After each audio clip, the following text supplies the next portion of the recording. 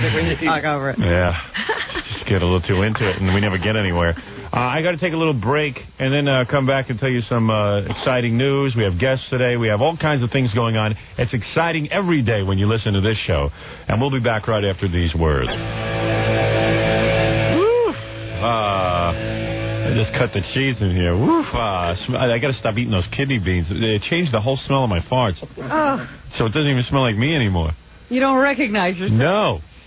But I can't say it's unattractive. That is the worst thing. Oh, my. Is when you fart and it's not one of yours. Yeah, my farts have taken on a whole new... Start looking... But this has been going on for like 2 weeks. You blow one and you want to run out of the room. Yeah. No, you know what? I enjoy it, but it's different. Oh, it's still enjoyable to you even though you don't recognize it? Well, it's mine. Well, I'm just saying. You say you don't recognize it. You know, it's like a signature. I can't believe that no one else on the planet loves this smell as much as I do. Not even the people who love you. Yeah. My wife hates it. She goes, you fart in your sleep. Yeah. She goes, you fart in your sleep. I go, well, what do you want me to do about it? I'm asleep. Oh, you're not asleep. You wake up. No, she says, like I'm laying there, and I'm like... You just get so relaxed. Huh? Nancy says I fart in my sleep and then laugh. Yeah? That's why I think you're awake.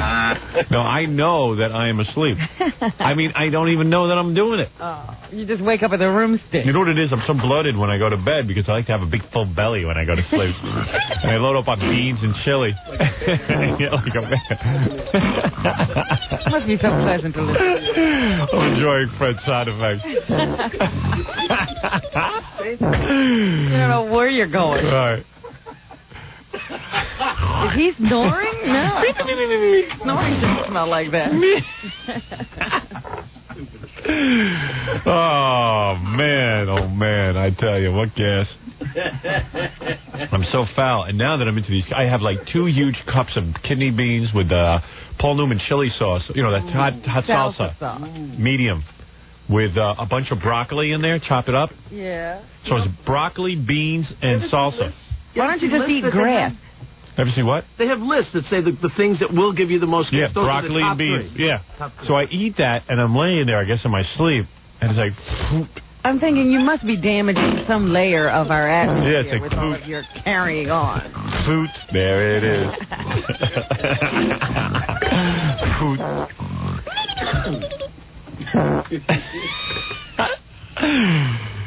Oh, my poor wife. She needs a gas mask.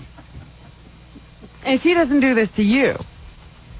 No, I don't allow it. Well, once in a while, like, we'll be sitting there and she'll pass some gas, and I'm like, oh, God. And I'm so... you're supposed to be feminine, so you keep your man interested. Oh. And I give her a whole lecture on how a woman should behave in front of her man. And it doesn't matter if a guy farts, it's expected of him. Yeah. By who? By me. It's one thing if I do it.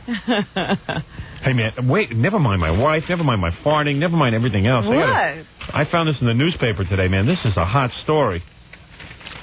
About me, of course. I knew it. Let's see. Ready? Mm-hmm. This is from the Daily News. The heading is Leaky Faucet. Did you read this? No. All right, listen to this. Perhaps Farrah Fawcett sprung a mental leak. All right, forget the spin she put on it, okay? It's the only thing we can think of to explain her rather odd and frightening behavior on Friday night when she taped Late Night with Conan O'Brien. To me, I think freaky behavior is being on Late Night with Conan O'Brien. She already had sprung a leak. Yeah. Anyone who's on there is springing a leak.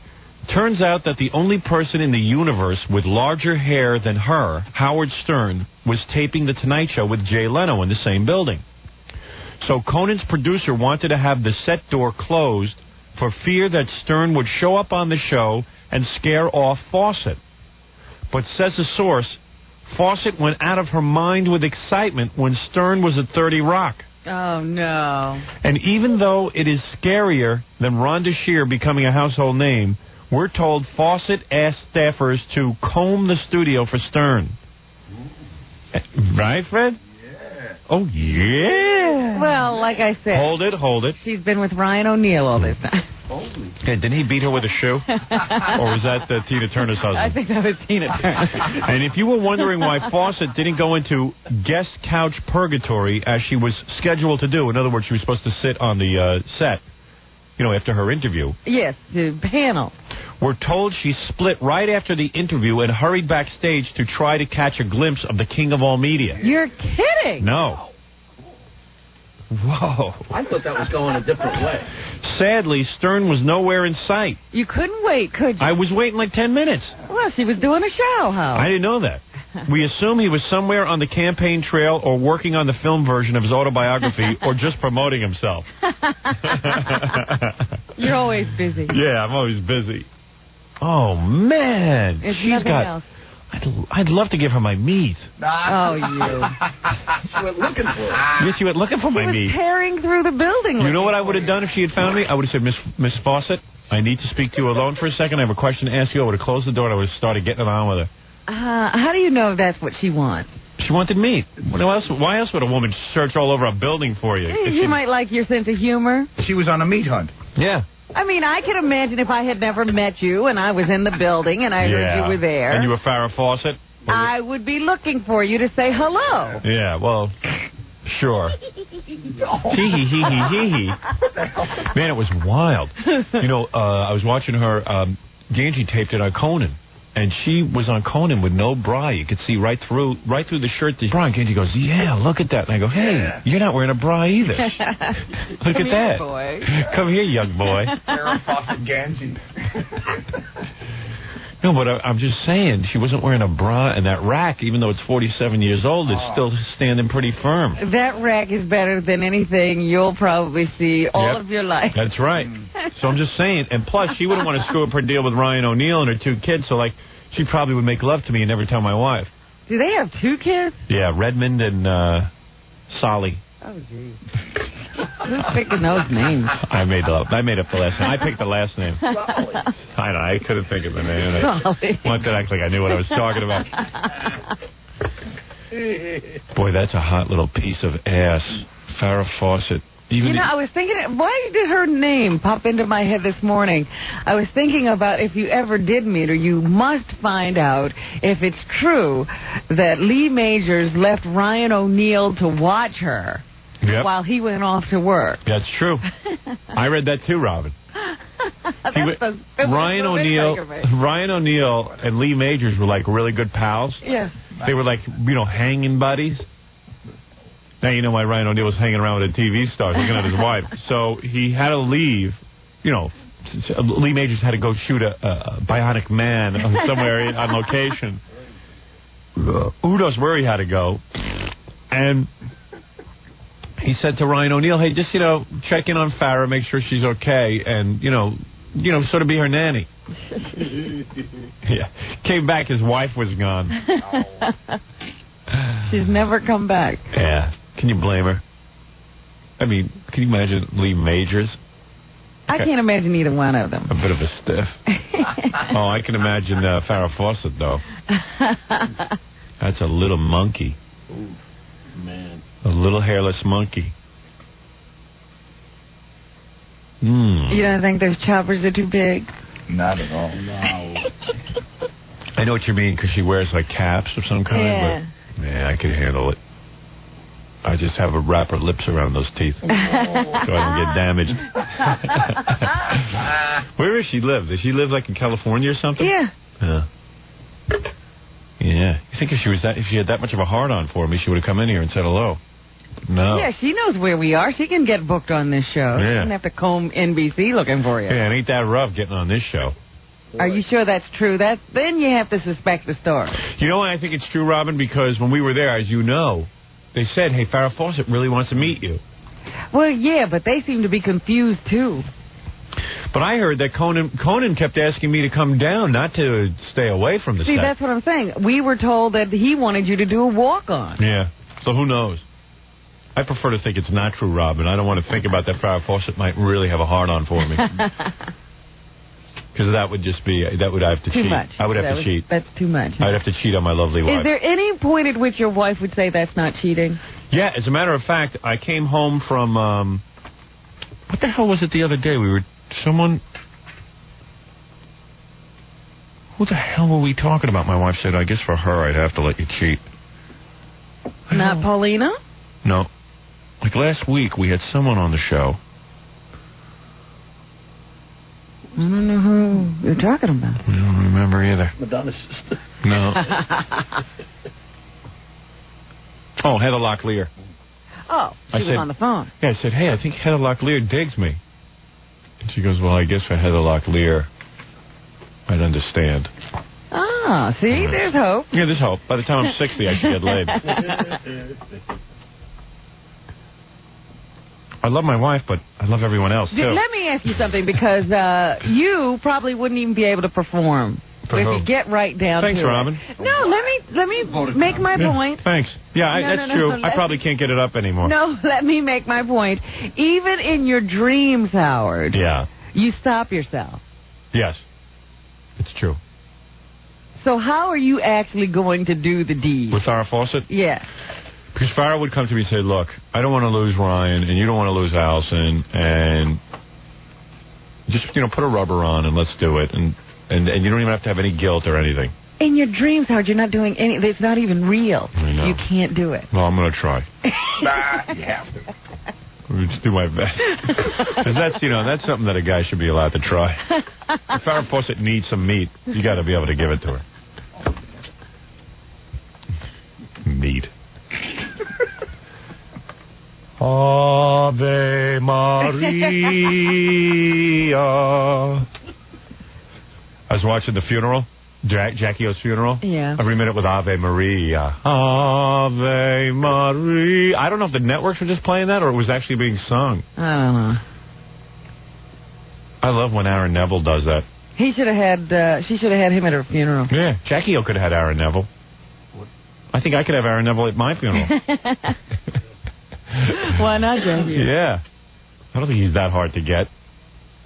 Ave Maria.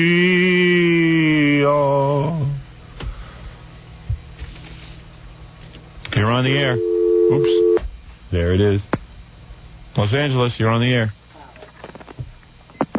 Yeah. I think Aaron Neville sung at Henry Morgan's funeral. And he also, and then afterwards he dug the hole. He did both. Las Vegas. We haven't had a call from Las Vegas in a while. You're on the air. How you doing? I'm doing good. All right. Hey, I've been trying to set my alarm every morning to catch it at 3 o'clock here. Hey, I wanted to report about out here. They're still talking about Jackie's show. Good. Yeah, it was awesome. I used to live in Jersey, and I was telling these people. Sorry, Jackie. No offense. I'm sure it was a good show. I was very interested. Yeah, I know. He wasn't going anywhere with the story. I think he'd gotten out everything you needed to know. You could tell that he basically liked Jackie's show. That was it. Dallas, you're on the air.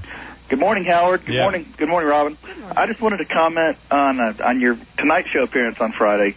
It was sheer television magic. Thank you. It was so incredible. It's a really funny thing. Here in New York, the New York papers were running a column every day while Jay Leno was in New York, and they gave a report card on Jay versus David Letterman every day. And every day it was, hey, David Letterman beat Jay Leno in the ratings, and, Jay got a C- and Letterman got an A+, all this stuff. So anyway, listen to this.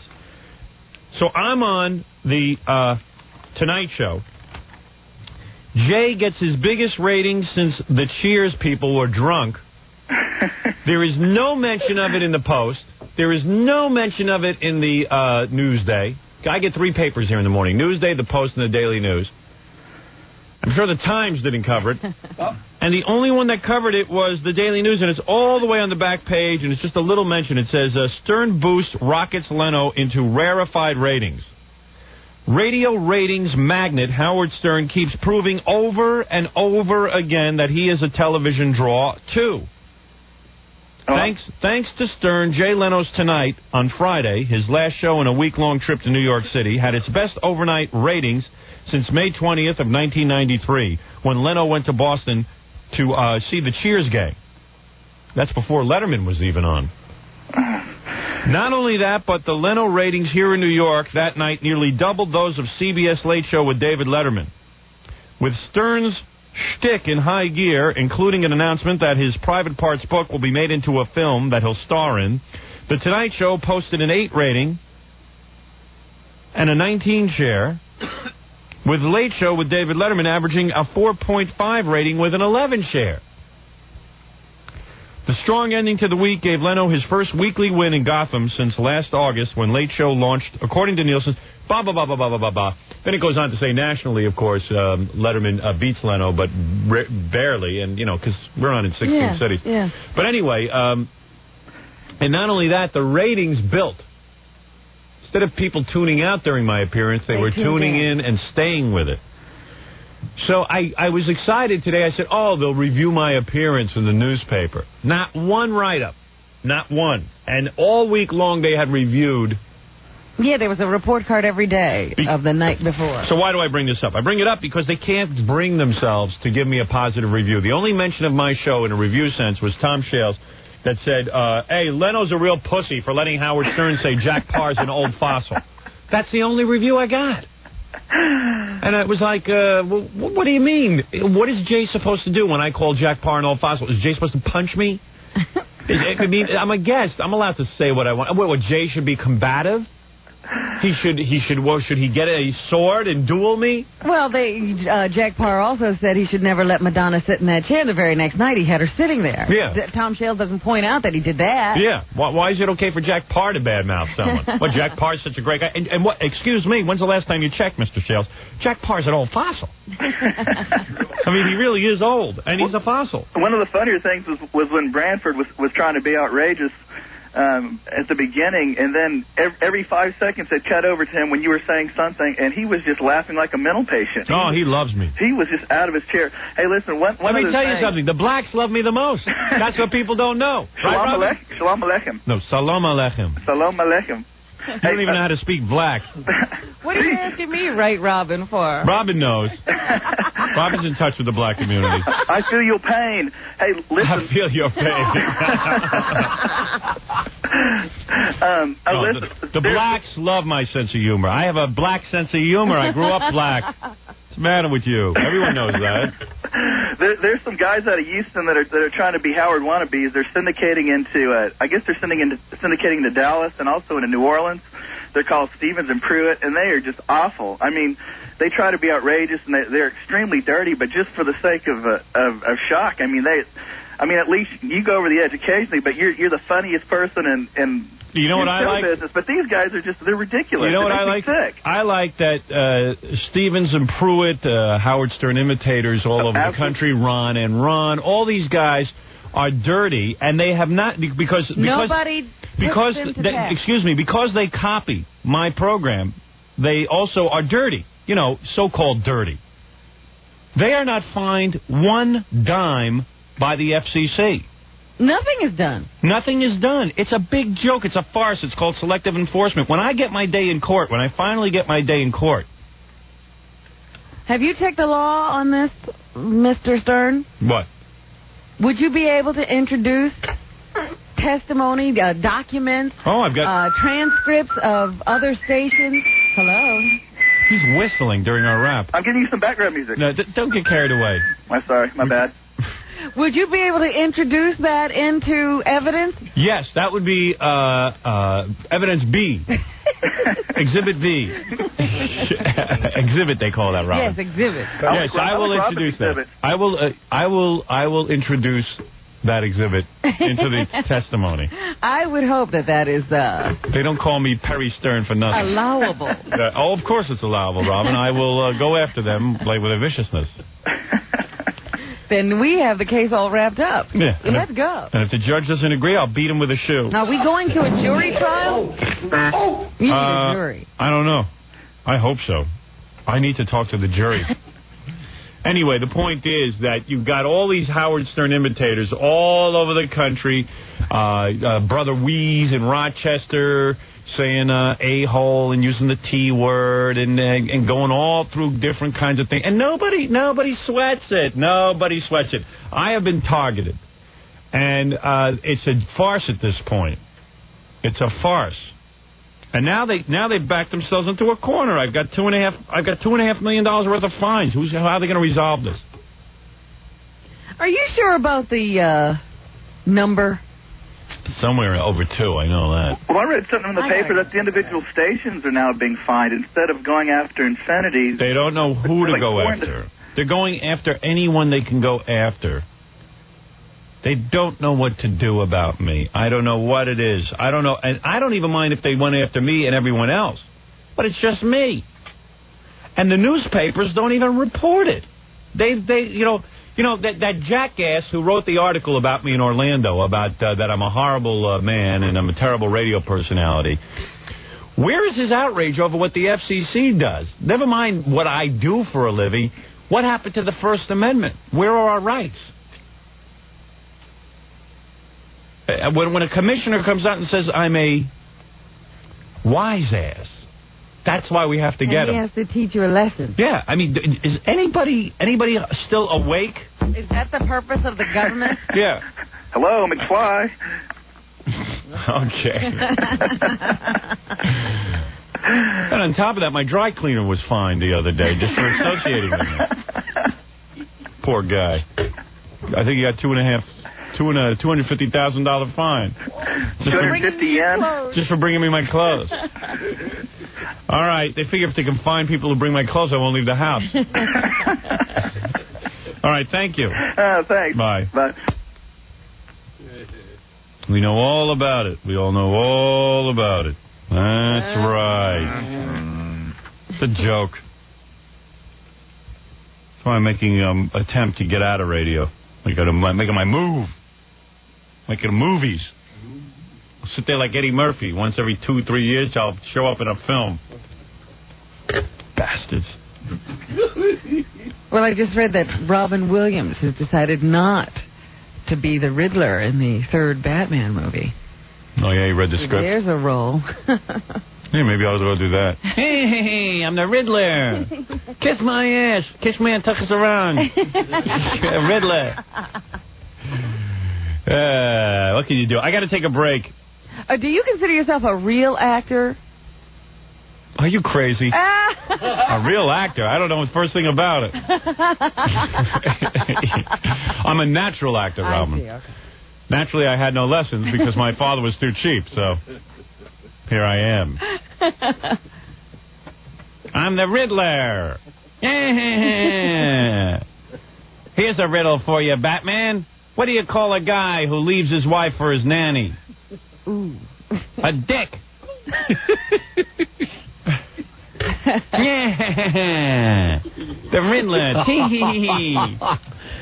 There you go. How's that for acting? I'm the Riddler. How hard could that be? You ought to get Frank Gorshin.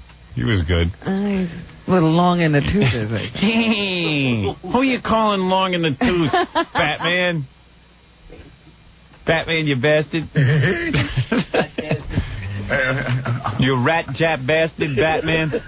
What is it, Stuttering John? I don't know if you guys know who else is being considered to be the Riddler? Who? Huh? What? What'd you say? Do you know who's also being considered to be the Riddler? Jackie Jokeman? No. Who? Jim Carrey. Oh, yeah? Yeah, because Robin Williams dropped out, so now they're considering Jim Carrey. Believe me, he'd probably be good. He's in that Mask movie. Yeah. That looks pretty cool. I am interested. I'm interested to see what that is. Yeah, it looks pretty cool. A special effect where his heart pops out of his chest. Hey, you know what is really good? I'm halfway through it because I taped it. The Star Trek finale was on last night. Man, is that good. It really was on? You know what? I got totally confused. I'll give you the tape. All right. The last, it's a 2-hour Star Trek. I tell you something, I'm so proud of American television. I really, you hear all this bashing about TV. You always hear this bashing from all these no-talent bureaucrats who somehow want to involve themselves with the media, but they really have no talent. Instead, they should take a good hard look at television and see that this is probably the last great industry the United States has. Yes, entertainment is all we have. That's right. I mean, the Star Trek, the fact that it was on Channel 11, this thing was as good as a feature film. And you watch this thing and the money, I understand they put $1.5 million into one show. Yeah, that's the hour episode, so I imagine this is a $2.5 million extravaganza. Wow. And you look at this thing, and the technology, and the sound, and the script, and the acting. I can't wait to see it. Yeah, I mean, I've been watching Star Trek: The Next Generation, all the episodes. It's a fantastic show. I mean, some weeks it's not as good as others, but in general, they do a regularly good job. And there's not one naked broad in the whole thing, and I still watch it. Not one boob did I see. Yeah, but they wear those skin-tight outfits. Yeah, but those are guys wearing them. You think I want to see a guy in a skin-tight outfit? But I watch these shows, and even just not even Star Trek, even some of the worst shows. Baywatch. Yeah, Baywatch. Even that is well done. Well done. I mean, the level of entertainment that we have, you put on these TV sets, and you got channels. Well, I told you, I'm really getting into these syndicated shows. I told you I started watching RoboCop, and now I'm watching Babylon 5. Babylon 5 is excellent. Even, this asswipe, Bruce Springsteen, writes a song, 57 channels and nothing on. What do you mean, nothing on? It's unbelievable what's going on. Yeah, he's got way too much time on his hands. 57 channels. That's because that guy's sitting home all day. He's looking for something to do. Let me tell you something, pal. Your last album, 13 songs and not one point. 13 songs and not one hit song. But who are we kidding here? What do you mean 57 channels and nothing on? I tell you, some of the stuff coming out of these syndication companies and... Man, there's some terrific television going on. I see even I'm watching, I don't know, some of these game shows with the... Hold on, I got to pass wind. 1 second. What game shows? There's hardly any on anymore. Oh, then you got to look for one. Oh, man. That's right. You don't even do that well. I wasn't going for an award. What do you mean? I don't do it well. Let's have some good ones. Yeah, like I have control over that. That was cartable. That was good. That was poor to middling. Boy, I love the smell on that. I admit, it wasn't one of my better ones. It sounded like a duck call. It's the best one you did on the mic in a long time. Yeah, thank you, Jackie. Jackie's a fan. Maybe it's the on-mic technique. Credit where credit is due. Thank you. You sort of clinch up. You know what it is? I tightened up right before the blast. I'm sorry. I apologize to my audience. I could have done better. And I will do better. We want to hear a real rip snorter. All right, you'll have one. You'll have one before the end of the show. Bring in some beans, man. What, you smell it? Bring on the beans. You smell it, Fred? Ooh, yeah. Doesn't it smell like chili? Like kidney beans? Oh, it is getting over here. Yeah, Come on, yeah. It's definitely drifting. Man. No, guys, doesn't that smell different than my usual Now parts? he wants you to analyze the content. Do you smell beans? I definitely smell beans and methane. That's not even me. No, it's the chili. That's otherworldly. I eat chili every day now. Like not chili with salsa sauce. That's Pullman. rocket fuel. That'll do it. I have broccoli, beans, and salsa sauce. The chili is the catalyst. Yeah. But it's not chili. No, you Whatever you put call that, it, the salsa. you put that salsa in there. It really works it up. Not diggity doggity. But Fred, that doesn't smell like me. No, that's definitely not your normal Does it smell. have a lot of onion in it? Yeah. It's pungent. Come here. Hey, Fred. No Come here. I way. want you to smell something. Maybe this isn't him, Fred. You mean a stunt fart? What are you talking about? No, it's just not even a fart. It's like rocket fuel. Yeah. All right, I don't want to talk about my gas. It's embarrassing. Anyway, forget it. Who cares what I think about TV? Let's take a break, and we'll be back right after these words. Snapple? Hey, they call me Mr. Snapple. What are you talking about? If there's any product that I am associated with, it's Snapple. Every time I meet somebody, they go, hey, you got any Snapple? That's what they say to me. And I beat them with my shoe. And then they shut their mouths. I take my shoe off. It's always the same shoe, the left shoe. I smack them over the head with it. But really, a lot of people have called me King of All Media. A lot of people call me Mr. Snapple. I'm telling you, Governor Snapple, things like this. Because I am really associated with Snapple. And I'm proud of that association, Robin, because I love Snapple drinks. In fact, in my home.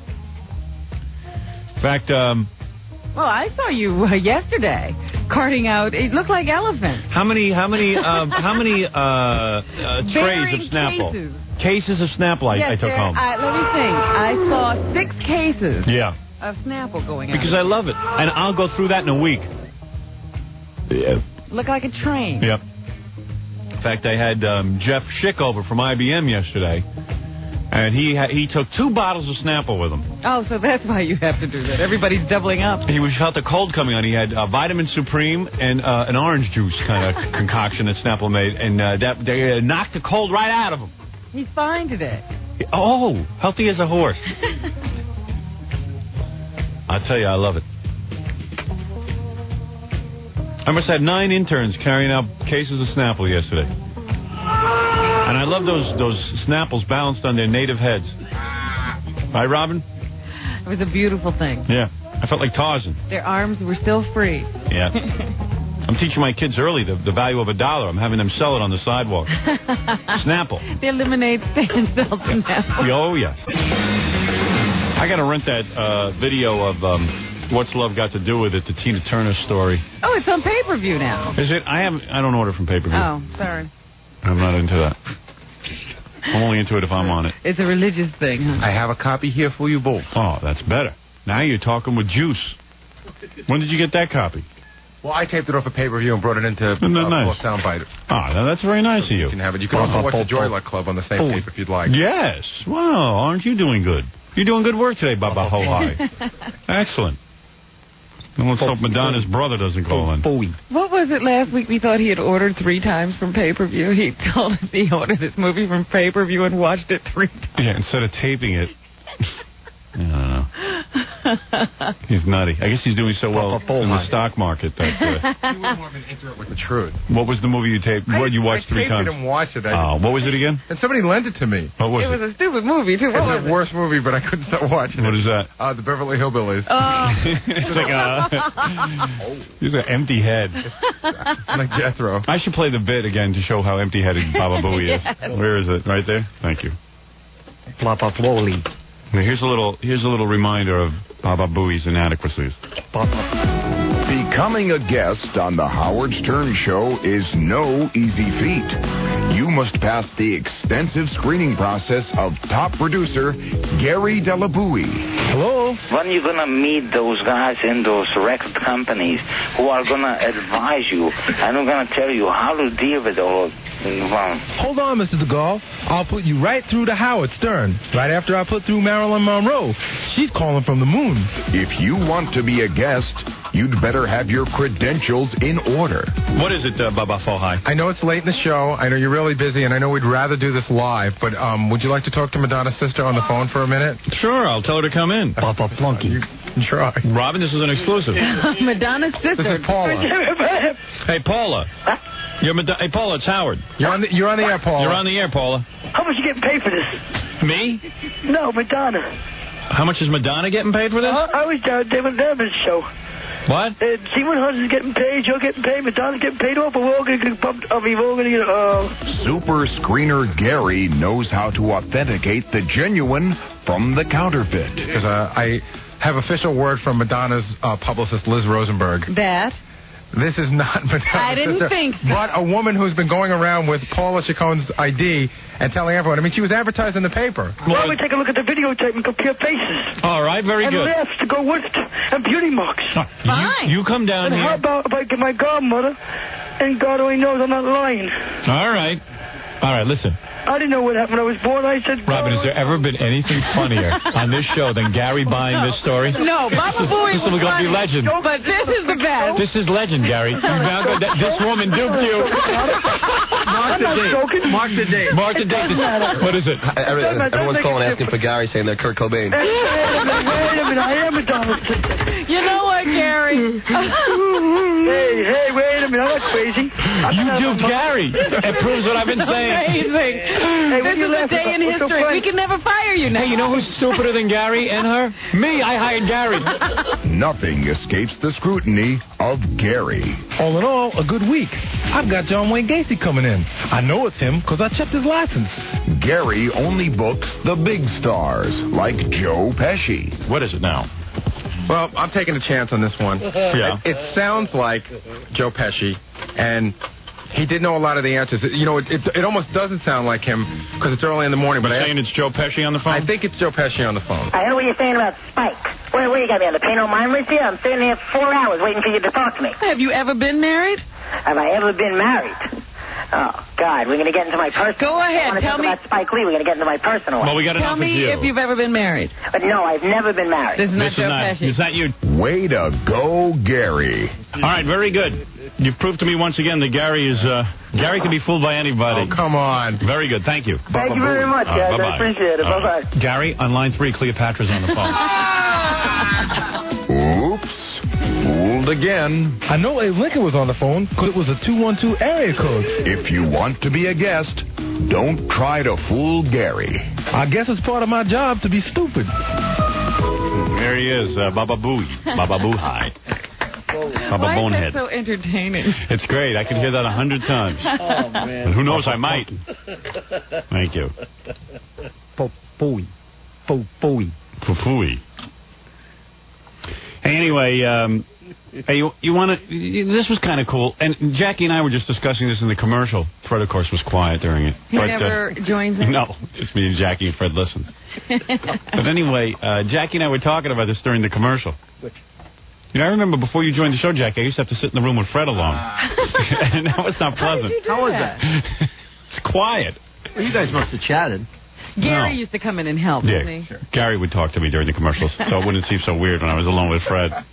Well, when I first started, when I only came once a week, there wasn't a real lot, you know, because I was kind of intimidated and I didn't say much, and slowly but surely I became more chatterbox. Yeah, Fred's still intimidated 15 years later. There you go. Now, actually, we were talking about this, that it is weird that the New York papers, anyway, were busy every night that Jay Leno was in New York. They were busy comparing Letterman and Leno, even rating the guests and how well they did. Every element. Every element of the show. Monologue, Jay's monologue. music, right. guests, bits. You know, there was like four, it was like a four report categories. card. And they did it Monday, Tuesday, Wednesday, Thursday. And then you would think for the big finale, which was Friday, they would continue the bit and then do a week wrap-up thing. Friday, I'm on. Summarize the whole thing, average it out, grand winner and why. And nothing. Well, I'll tell you. I told you. I ran to get the paper on Saturday to see your report card. Yeah, right. And they had Thursdays in again. Yeah, that's weird. So let me ask you something. Because I asked Jackie this, and he gave me an answer. I'm not sure what it was. Let me ask you again, Jackie. No, you didn't ask me. I volunteered that. Hold on, I got to pass wind. Want to see if I do better? All right. You guys, you all right. got a rip snorter here? Can you do Olympic scoring on this? Okay. On a scale of 1 to 10? You got it. All right. Oh, whoops. Was that it already? That was premature. I got a 0. I got a .01. All right, don't even evaluate that one. Points taken away. Points taken away. Wasted our time. Wow. Anyway, I thought it was really weird. Okay, so Jackie, what were you saying? What is the reason that the press did not review? They had to have said, the hell with him, we're not going to put anything positive about him in the paper, because otherwise there would have been no reason for them to not continue it. I know. But that makes sense. I mean, Robin, what is the reason that they did not give me a report card on the Jay Leno show? Well, you could look at it two ways. Okay. That the week was over. Instead of looking backwards, the newspaper wants to look forward. In other words, by Monday it's all news? So, yeah, it would have been a weekend story at best. But why not do the weekend story? I mean, you have closure, no? I mean, you were doing... I don't know that they would have held it until Monday. Because the thing and was... reviewed Leno from last week on Monday. It was a week's worth of report cards. Well, and this was in the papers for weeks and weeks. If this guy's coming to New York, this guy's going to L.A., it didn't get old over a weekend. Yeah, so all of a sudden when Leno wins... I'm trying to put the best spin on it possible. And then when Leno gets big ratings, and I'm on... So maybe they're screwing you and Leno. I don't know, man. It was weird. Fred did say something during the commercial. I hate to screw things up. What did you say, Fred? At the very end, you know what it is? I tune it out. That's the problem. I ran out of the room. But this was actually pretty valid. Since 4 nights in a row, they were saying Leno, how bad he was, how bad he sucked, and everything. You go on his the show, ratings were and it's rotten. terrific. It blows their theory. So rather than say, okay, this one night was great, they just say, well, we're going to keep our great theory. Yeah, I go along with that. I just think it's too painful to admit that I was good. Right. They wouldn't have had to admit that. Yes, they would. Yes, they No, would. all they would have had to do was say he was rotten, but he got good ratings. No. They had 4 different... Come on, how could you say I wasn't good? It was a report they card, have managed Robin. to do that anyway. They have? I just picked my nose. I picked the biggest thing out of my nose. See, and that doesn't make noise. Yeah, evaluate this. It's a tough one to rate. Yeah. Hard or soft? Medium. What kind of shape? Oblong. I love a Long Island. Rorschach. Oh, yeah, it looks like Long Island. Looks like a clam. Looks like a clam. I'll eat it. Here it is. Very long. Look at a little cigar. Oh, Let me throw this on the floor. Alison Steele, trip on it. I like her. But I'll put it in the garbage so she doesn't. you don't want to hurt her. Yeah. What? I tripped on this green brick. A brick just fell out of my nose. Anyway, Jay Leno called my agent yesterday. Oh, yeah? Himself. And what did he say? And you would never see Letterman do this. Pick up the phone. Morty doesn't even pick up the phone and tell you when you did a good appearance. They're too big. Yeah, they've gotten way too big, those guys. Jay Leno called my agent and just said, hey, Howard was great. The ratings were spectacular, even more spectacular than the fact that it was a high rating, that the ratings built throughout the hour. And thank you. I owe you guys one. You know, it was just a really nice thing to do. That was cool. Yeah, it was cool. It was cool. It was a good move. And having said that, I guess Letterman still does have the better show, but Jay is coming on and trying to do some different things, I guess. And you know what? What's weird? We heard from a lot of industry people and publicists who thought that it was wrong that we were going to do the Leno show. Yeah. I received more than one phone call from different people saying... People who work for you? No, people in the industry who book their celebrities and stuff on shows. Uh-huh. And they said, you're making a major mistake going on Leno. And I just said, first of all, no, I didn't. When I thought it through, I said, wait a second. The guy asked me 4 months ago, and I agreed to do it. Secondly, why would you want to see The Tonight Show if you're a person who books talent? Why would you want to have a monopoly? Why would you want to put Letterman in the position? And then have to have everybody trying to get on the Letterman show. Yeah, you've got a great outlet. You got 2 outlets to promote movies, to promote books, whatever it is you promote, music. If you have these 2 shows, why wouldn't you support both of them? If Letterman eventually just wins, then you have, then you're stuck. Then if you can't get on Letterman, you can't get on anywhere. And how could you hurt yourself by going on a show that's failing and making it do very well? Well, that was the second thing. I said, wait a second. I go on this show that is doing a 2 or a 3 rating, and I bring him up to an 8, which I did.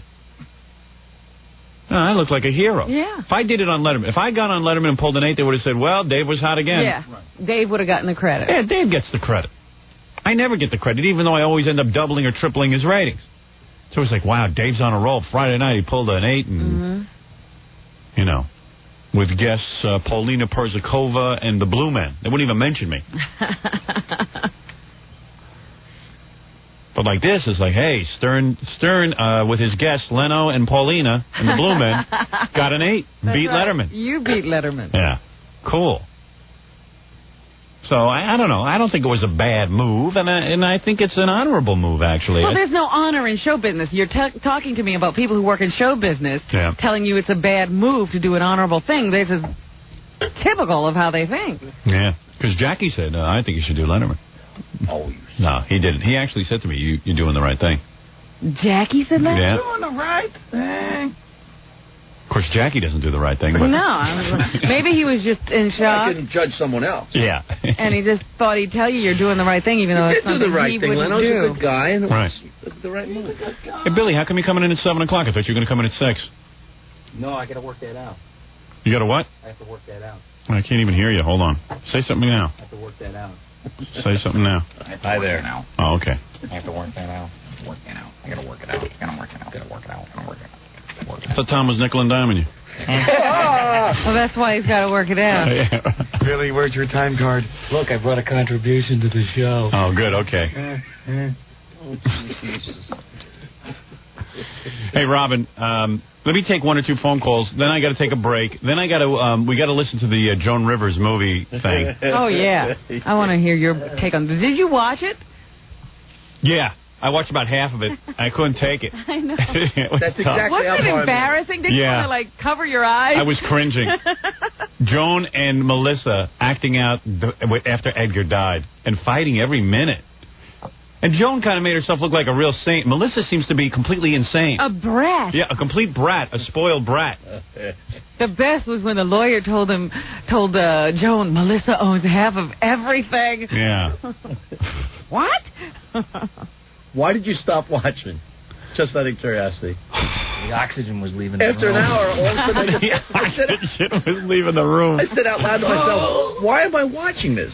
You know something? I might go back. I have to watch it in stages. It's like it's like a train wreck. Yeah, you watch it, and then you got to like go away from it, and then watch a little bit of it, and go away from it, and watch a little bit of it. You have to absorb it. Yeah. I love Joan, but after an hour, I'm like, what am I watching this? Yeah, it's like, I don't get it. He's not going to wake up at the end. Yeah. We know the ending. There is no happy ending. Yeah. But you do feel like Edgar is there. Since she's playing herself and Melissa's playing herself, it must be Edgar in that box. Yeah, Edgar.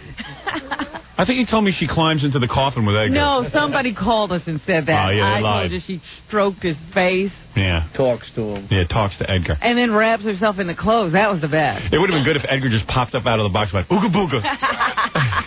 Where's the little bottles? Now, that would have been entertainment. Yeah. Oh, that'd be fun. Did you see the guy who played Edgar's hands?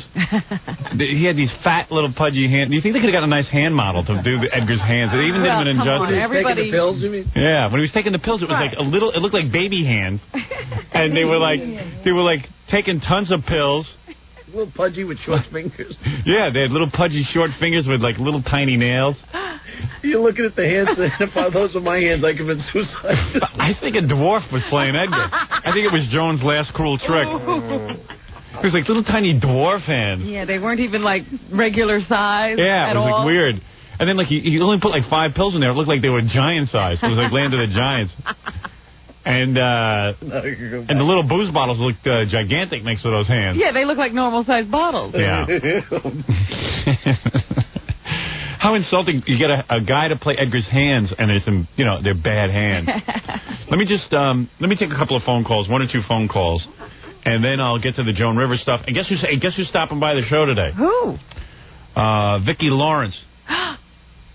From that Vicki show? Yeah, from Vicki show. Wow. Vicki show. She used to be with Carol Burnett, remember that? And she well, last week she had Carol on the show. Yeah, and she looked a lot like Carol Burnett, but if you notice now, she don't look anything like Carol Burnett. Well, Carol Burnett doesn't look like Carol Burnett. Yeah, there's not a person on the planet that looks like Carol Burnett. Not even Carol. Yeah.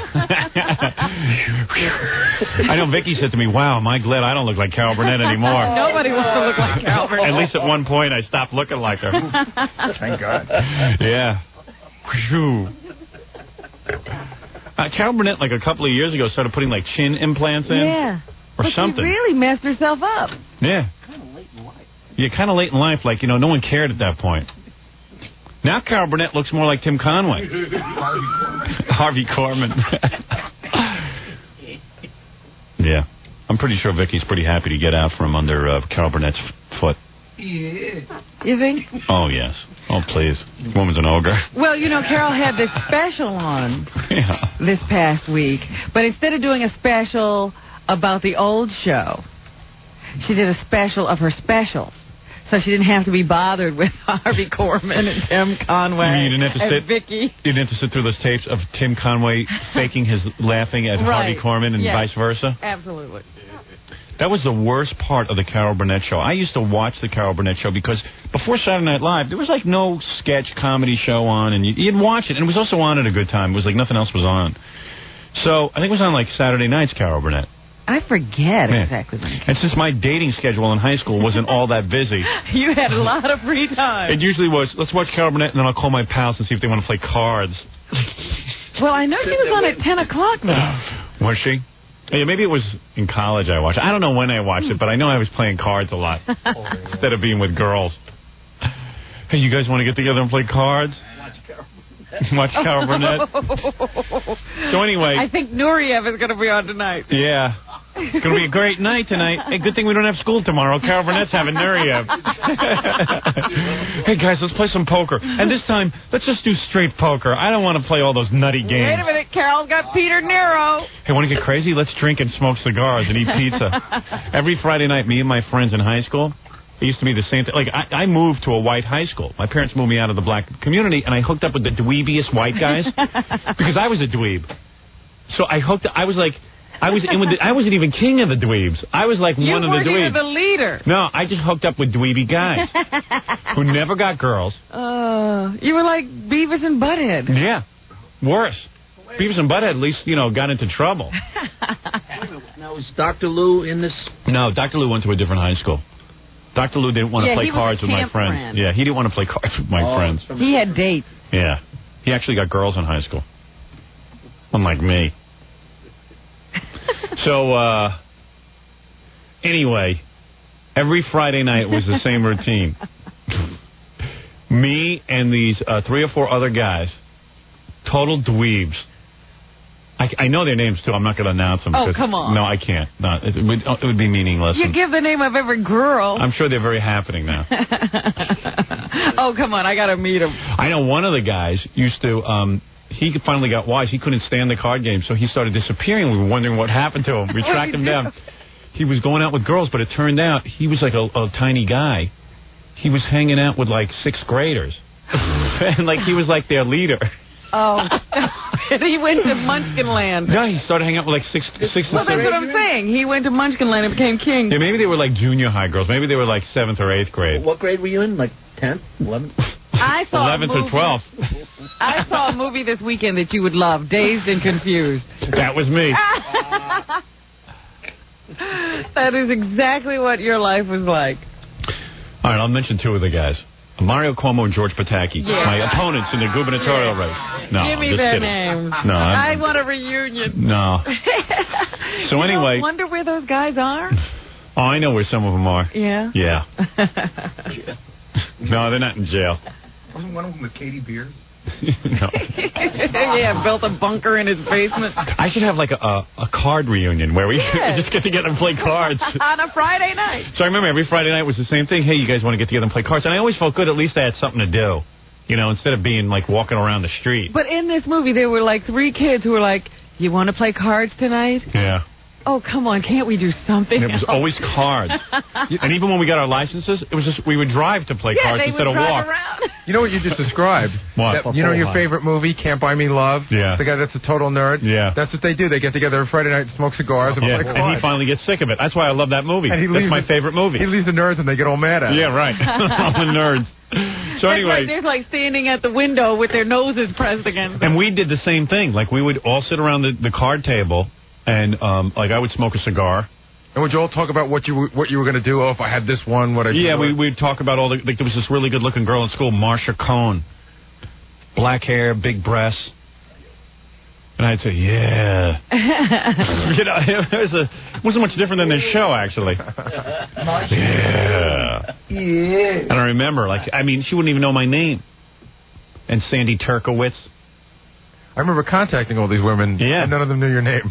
Well, Marsha Cohn just came to mind. I didn't even know her. You mean they don't even know who he is now? Well, now, I mean, they know who he is. I don't even think they blocked it out. They just didn't know who that guy was in junior high. They don't remember going to school. They didn't even know they went to school with me. Right. And there was a whole list of girls who now, for the most part, except for that Sandy girl, I think for the most part are married truck drivers out of high school and now are all divorced, which is cool. Good. Yeah. Yeah. Good. Yeah. Yeah. Yeah. Yeah. Well, just a minute. Wait a second. I'm in the middle of venting here. Sorry. Yeah, good. Sit there with your husbands. Yeah. You don't even... Ex-husbands. Ex-husbands. Trash. Yeah, with like... Yeah. Divorce. Truck driver. Yeah. Yeah. So anyway. But just imagine you had hooked up with one of them. Now you'd be saying, I've been with the same woman 30 years. Yeah. Well, at least I had hooked up with, like, you know, one of the high school beauties, but they all ignored me. So anyway, that's good. Justice. Yeah. Yeah, justice. Yeah. I even got an opportunity to see one of the good-looking girls from high school recently, Oh, about yeah? a year ago. Where'd you see her? I saw her at, like, a funeral. And she was eating her heart out. You could tell from her seat. Yep. Yeah. Yeah. Hit her with a shoe. Yeah. I felt good walking in there. I was like, Steven. Yeah. I was like, yeah, I gotta leave. I got appointments. Yeah. Place to go thinking, no, I'm not signing any autographs at the funeral. Yeah, please don't bother me now. Oh, but my kids love you. Yeah, I know your kids love me, but it's a funeral. Drop dead. Drop dead. Take a hike. Yeah. Yeah. Drop dead. Busy man. Yeah. So, anyway, we'd get together every Friday night. The drill was you'd get together, and there was a big discussion whether we were going to play cards, but you knew you were going to play cards. And we'd go over there. Yeah, what else were you going to do? Yeah, and you think I'd be a good card player.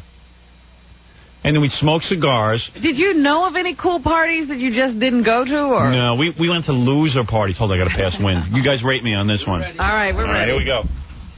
Hold on. Oh.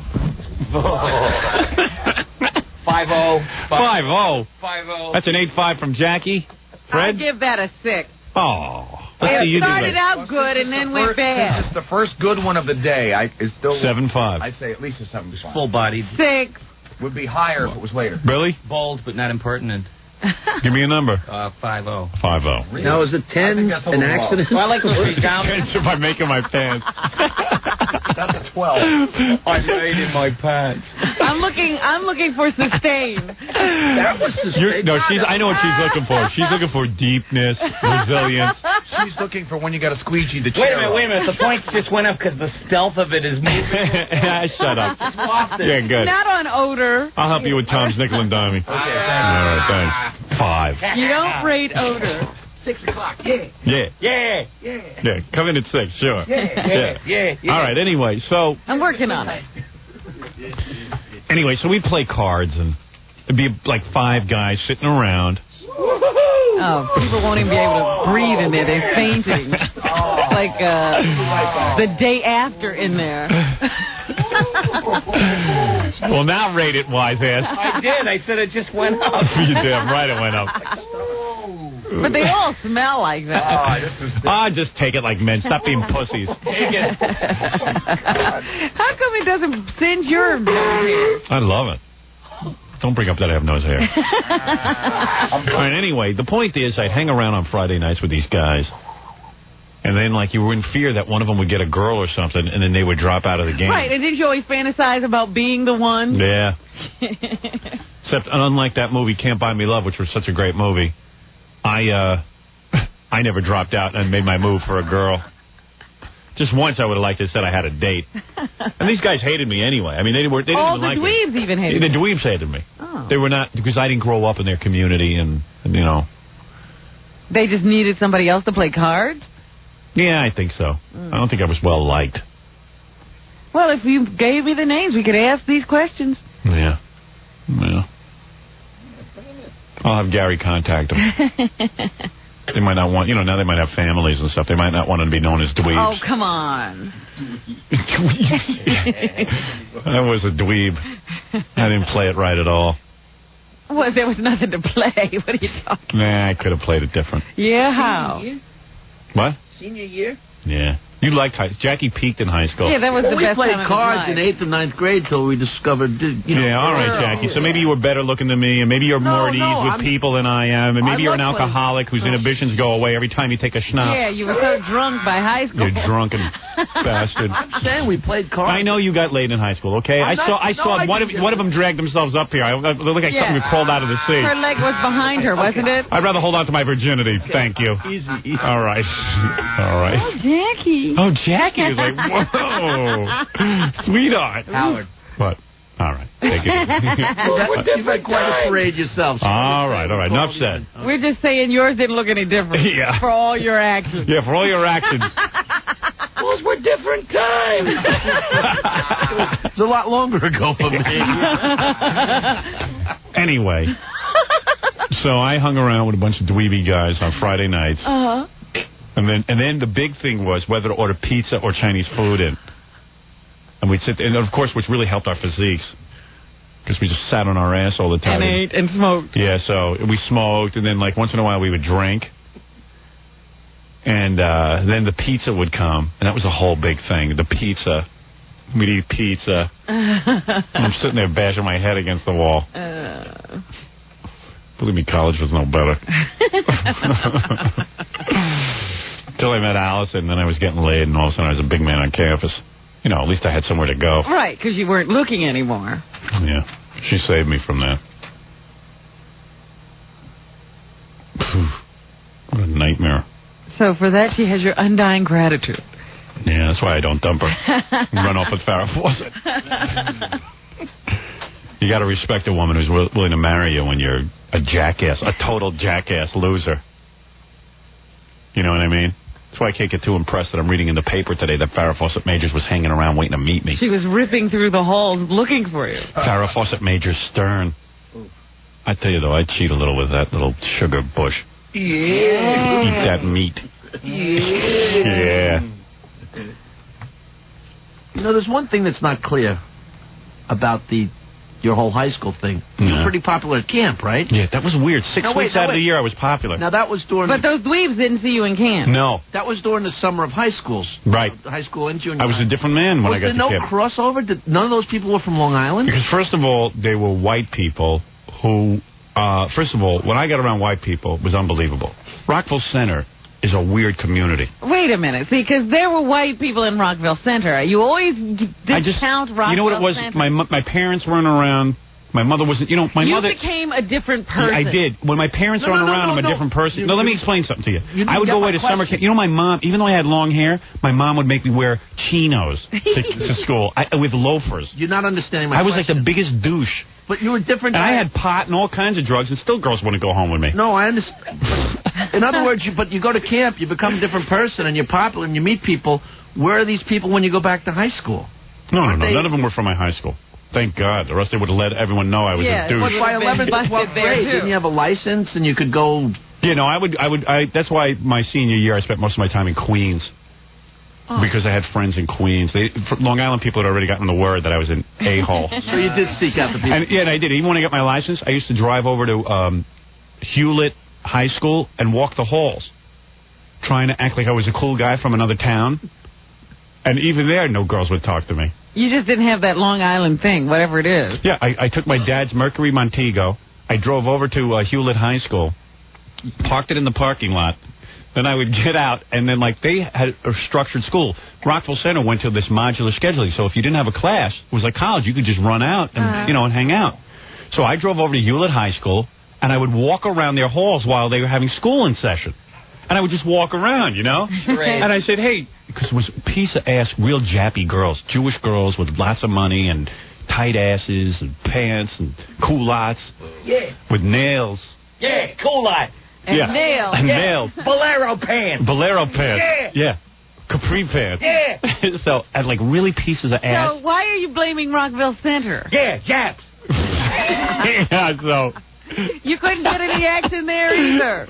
So I went over there, and I'd walk around the halls, and I don't know what I expected to have happen. I mean, I would just walk around the halls. They just wait. I mean, it was the wrong group of white people, you keep saying. I just thought that I would get laid in another town. Like, maybe I just was on an unlucky streak in Rockville Center. So you waited for the classes to change? No, I would walk around, and then, maybe girls would say, hey, who's that cool guy walking around in the hall? You didn't go to the lunchroom or anything? No, they would have thrown me out. I didn't want to get in trouble. Great. So then I'd walk around, and I'd just stand there. I didn't go up and talk to anybody. I didn't know anyone. You went by yourself? I went with a group of dweebs, and we'd all stand around. We thought we were convinced that we'd be cool if we walked around there. So it wasn't Rockville Center? No, it was me. Although I once got lucky. Where? Well, my friend Dr. Lou invited me to a party in Baldwin, and a girl flipped out over me. She thought I was she thought I was a hunk. And then I took her. That's the one I took back and made love to her. That was the second girl I ever made love to. That's the girl who cried? And she started crying after, and I tried to have sex with her. And she started crying like a mental patient and calling her boyfriend. And it's the one with the booze from your father's cabinet? Yeah, I got her loaded, and then she started crying and weeping because I was doing it to her. She's probably sick. I was making love to her to Down by the River. Apricot sour. Apricot sour. Down by the river, I shot my baby. And all of a sudden she goes, and I was attempting to have sex with her, and I had rubbers and everything prepared, and I had taken care of my problem, taking care of the fact that I'm too quick, I'm quick straw. How do you know you had that problem? I knew that I was going to probably get lucky, so I run up to my room, and I pull her pants off, and I'm so excited that I get ready, and then as soon as I do the act, the second, I'm not even... As soon as you get into it. No, into it. I was a tenth into it. I explode. So then she goes, she was flipping out that she was going to sleep with me. So she says to me, no. Don't do it. Don't do it. I don't want to make love. That's it. And I went, yeah, me neither. But meanwhile, I had already finished. She didn't know. So it didn't matter. Don't mess up at that point. So I don't think she realized that I actually consummated. Oh. Wow. Good thing it wasn't the 90s. Lucky shot. Why? Well, back then, I mean, now you'd be in trouble for that. No. She never accused me of. She wanted it. She said she wanted it. Yeah, it and wasn't like she was saying no. She couldn't believe I didn't. Because I said to her, I need some help. Could you please assist me? I don't know how to say this on the radio. I'm trying to clean it up. I said, assist me, because she goes, well, don't you know how to do this? I said, no, but I'd just like you to guide me. Guide you. Yeah, guide me. So she goes, guide you? You do it. I go, I knew. Listen, this was the second time I was doing it. I didn't know if I could find everything. You had no clue. No, I'm a big guy. You needed a map. I'm kind of gawky. I don't know if I could. Yeah, find it. And then when that foreign hand touched you. No, that was no. Well, no, I went a little further than that. I technically did it. Foreign hand. I mean, something besides your own. Yeah. So that's how much of a loser I was. And then she cried and started crying hysterically and trying to call her boyfriend up in Albany. And I said, hey, this is my dad's phone. You can't call Albany. She was already dating a college guy. Yeah. Oh, she was a piece of ass. What was Lou serving at this party? I don't know. Must have been hallucinogens. But after that, I mean, she never saw me again, and I was the laughing stock, I'm sure, for high school. She probably never told anyone. You couldn't even go to that high school. No, so I figured, like, hey, maybe I could get lucky at other high schools. Maybe it's just my high school that sees this the wrong way. And I would walk around Hewlett High School and kind of like going to the mall. Yeah, well, yeah. Didn't they have malls back then? No. You didn't go to the mall? No, but you should have seen the girls in Hewlett High School. God, they had all japped up. They doll up high school. Dolled up. Yeah, Zostic. I said, boy, those Jewish girls are something. And even though I am half Jewish, I decided, my friends convinced me, all my dweeby friends, that you join this group called the AZA. It was a Jewish group. You go meet Jewish girls at parties. So I joined that. And it was like even in high school you had to join one of those stupid singles. Yeah, I joined it. And I went to the first party, and these were the ugliest girls you ever saw. Because these are like, what girl wants to go to a special party to meet guys? It's like Water Buffalo, go to grade. So I go, and it's a room, and you go downstairs to someone's, like, it would be like in Queens or something. Yeah. Someone's sort of half basement, because you know those little with Queens. The paneling. Yeah, the bad wood paneling. It's like one of those Queens row houses. Right, 3 stairs down. Yeah, so right away you go downstairs, and feel like you're entering the bat cave. Yeah, and I'm with like the biggest douchey guys, and I go, well, I could get any one of these girls. Look at the mess. And I'd walk down there, and none of them would talk to me. The other guys were scoring. Really? Your other dweeby Yeah. friends? And I couldn't even score. That's how much of a loser I was. It's pathetic. Billy, don't you be smirking. You know Charmer. What? Until you got on the radio, I don't think you were getting girls like your wife. Again, there's another one who drowned his sorrow. Yeah. And doesn't remember. Another drunken bum. No, I was lucky. I played in bands, and the girls made themselves available to you. Yeah, sure. No. And Fred's another one over there. I bet he was 27 when he lost his virginity. Until he met me. I was 21. I was a late bloomer. Yeah, He damn didn't right. lose it until 21? Yeah. Fag. Loaded. When did you start drinking? When? Yeah. Oh, boy. 18. Oh, that late, too. Mm-hmm. Yeah. That's good to start drinking at 18. Yeah, right. You should know enough not to. At 18, I was already trying to quit. Yeah, that's the way to go. All right, anyway, listen, I don't want to talk about it because it's too painful. All right, so let's just take a commercial break right now. The Hauser Show. Vicki Lawrence has been waiting so long to get in here that I'm afraid she's as old as Carol Burnett right now. Wait a minute, Vicki's here? Yeah, Vicki's here. Tell me that. Vicki Lawrence, who's now has the syndicated Vicki Lawrence show. She's got about 100 people. She's always fighting, though, to keep the show. Yeah, she's always fighting to keep the show. I just understand they've been going through some battles again. I don't know if they're resolved. I'm anxious to meet Vicki. I used to watch her on the Carol Burnett show all the time. I know last year they went to the guest host thing for a while because Vicki was sitting out. Really? Negotiations. Oh, yeah. really? Hey, Vicki. There she is. Oh, look at that. A round of applause. Oh, isn't this exciting? And who is that? This is Wendy. Oh, Wendy. Are you the publicist or... She's my body double. Don't worry, I'll behave. Woo! Yeah, she's standing there like she'd better be beautiful. close to Vicky. Yeah, I better stand right next to Vicky so nothing happens. Hi, Vicky. How you doing? Wendy's my body double, actually. Is that right? Yeah. What do you mean body double? Why? Well, look at her. What do you mean body double? I'm not stupid. No, she's got some body. Yeah, that's right. Very, very full-chested. I know what you're saying. Well, so are you, actually, Vicky. Very beautiful. Well, they're still in the Northern Hemisphere, God love them. Hey, let me tell you something. You know, he's on or not. Yeah. You know, when I first became aware of you, I was talking. I don't know if you heard me talking about how I used to watch the Carol Burnett show when you were a child. When I was a child, not even a child. I mean, we were about your age, actually. Yeah, I was in high school. There you go. Hello. Robin. Oh, he locks you up in a little. Yes, he won't let me out. I'd leave. Actually, I was like the same age you were when you started the Carol Burnett show. Yeah. And that's why we all related to you. Yeah, I don't know. I was in high school or college. I used to sit around and watch it. Were you as stupid as I was? No, I was much stupider. Yeah? Yeah, still am. Stupid. But the point is, I used to watch it, and, you know, everyone said, wow, Vicky looks like Carol Burnett. Vicky looks like Carol Burnett. She could be her sister. But the point is, thank God now you don't look like Carol Burnett, and that's what counts. Jeez. Talk about falling apart, right, huh? Am I right? Carol does not look like Carol. Even Carol doesn't look like Carol she had anymore. that special last week, and I was thinking, who's the host of this show? Yeah. Carol Burnett done all the clips. Yes. Well, Carol went and got, like, chin implants and stuff, right? Didn't she? She got plastic surgery. She got a... Well, what's wrong with plastic surgery? No, but you could see... She changed her face. But you could see a brick in her chin. You know what I'm saying? You see like a brick in her chin. I keep wondering what was wrong with her old chin. I think they made a mistake on her. Yeah. Well, you know... I think they did a nose job on her chin. I don't know what they did. I don't know. She had one of those little chin implants when they were kind of new. Yeah. Yeah. And I think... Maybe that's what it is. They screwed up. But she's never been the same since. Because to me, she looks like she got punched. You know what I'm saying, Vicky? She went to an abusive plastic surgeon. I don't know. Vicky, let's talk about your show for a second here. Okay. And then we'll get back to making fun of Carol Burnett.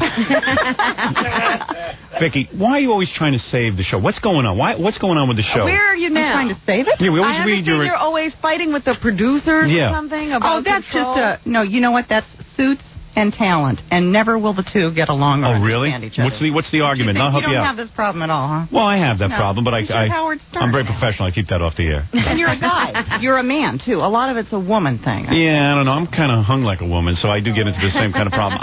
Women always think that they're having a woman thing. that they're having trouble. I have more problems with management than anybody in the history of media. You're treated like a woman. Right. Yeah, I'm sick of being treated like a woman. When am I going to be treated like a man gets treated? Maybe when you get a haircut. Maybe that's the problem. I look kind of feminine. But seriously, what have you been fighting about now? What is the fight? What's going on? There's no fight. You're not fighting with the suits? Reading. Come on, Vicky. No. Again this year. Now, last year they went to the guest host thing. You know, what happened was that you had to sit out a couple of your shows. You were negotiating? I wasn't negotiating. My doctor said you're taking a few weeks off because you're under stress. That happens to me all the time. I swear to God, I never understood what stress was. That's called contract flu. I know that. That's what I'm going to be doing in about a year and a half. Is that right? I got it all worked out. You're going to get a call. Howard is sick, unavailable. Honestly, they sent a shrink down to examine me. Did you have a nervous breakdown? No, but really bad stomach and really, just ozoned. Really? And, now, what was this? This was while you were doing the Vicky show? Just overstressed. Why are you so stressed? Don't they have, producers who handle who gets on the show? You know what the suits do? They do all those focus groups, and then they send you all this horrible research and they tell you you're not good anymore, and meanwhile the show is growing. Right, and people hate you and all that kind of stuff. Yeah, I've had that. Al and I were out shopping yesterday, and every time somebody would stop me, we'd just nonstop now, and it's great. And they'd go, Vicky, we just love your show. I'd say to Al, is that person in our target demo, do you think, or were they too young or too old? And so you mean the focus group, they would make you, remember they used to do that to you at NBC? They hired some particular person to work on you. Oh, yeah? Who? They hired someone to work on it? I had heard that they were bringing in, this was the battle last year, from what I understood. Yeah. They had hired, a consultant. That's the worst. Then you finish. And fix Vicky. Fix Vicky? That little guy in polyester, he looked like he'd just gotten off the golf course. So really? So what'd you do? Did you throw him off the show? Good. I threw him off, and he wouldn't go, so I left. Did you? Oh. Yeah. All right. You left the show. And then you came back when he was gone. And it was pretty funny, because the Vicky show had Christina Ferreira. And everybody. And it was called the Vicky Show. Yes. I said if they're going to replace me, they could at least have found a Vic. I could have gone to Vicky Carr or And something. didn't it They make wouldn't you- have had to redo the title. And didn't it make you feel good that all those people came in and they sucked. couldn't, and they sucked, and they couldn't handle the show? Yeah, there you go. I think what we learned last year is that it's not an easy thing to do, be a talk show host. Did you see me on Leno? Does anybody here Hey, want... can I just say Anybody something want to about kiss Leno? my ass about Leno's show that I did? I have a little gripe here. Uh-oh. My husband and I drive a Rolls Royce to work every day. Oh, aren't we doing well? It's one of our decadent Did you make a lot of money at the Carol Burnett show? No. Really? Carol kept the lion's share? Police. Right. You know, now you sound like Jackie Martley. I was a child when I started. I started Really? for scale. Oh, really? Which So you was, didn't make a lot of money? $300 a week back then. So on Mama's Place or whatever that was? Oh, we're waiting for that one to roll in. Then you made a lot of money on that. Yeah, that money will be rolling in soon. Really? You never saw any money from that? I got a check last year for my quarterly residuals for Mama's Family from AFTRA. Because I see that on everywhere. Came to about $87. Right behind it in the mail, because it's been run 950 times now. Right behind it in the mail was my AFTRA union dues bill for $800. So where do you make the big money? I called them up at AFTRA. I said, you guys are doing a fabulous But I mean, to job, drive a really. Rolls Royce, obviously, I see the nails and the rings. I mean, Did you you're get that doing on the well. Home Shopping Yeah. Club? Well, I've been working for 92 years. I know, but so I'm saying, so at some point the money kicked in. There The are last couple of couple years of the perks. Carol Burnett show, you made a lot of money, right? We've done all right. Yeah, We've done okay, all so you did anyway, good. So we're driving up in our Rolls. We parked 2 spaces down from Leno at NBC. Right. That's where we work at Right, NBC. right. He's in his, whatever the hell it is, the day. It was I believe it was a Bentley. He has a lot of fancy cars.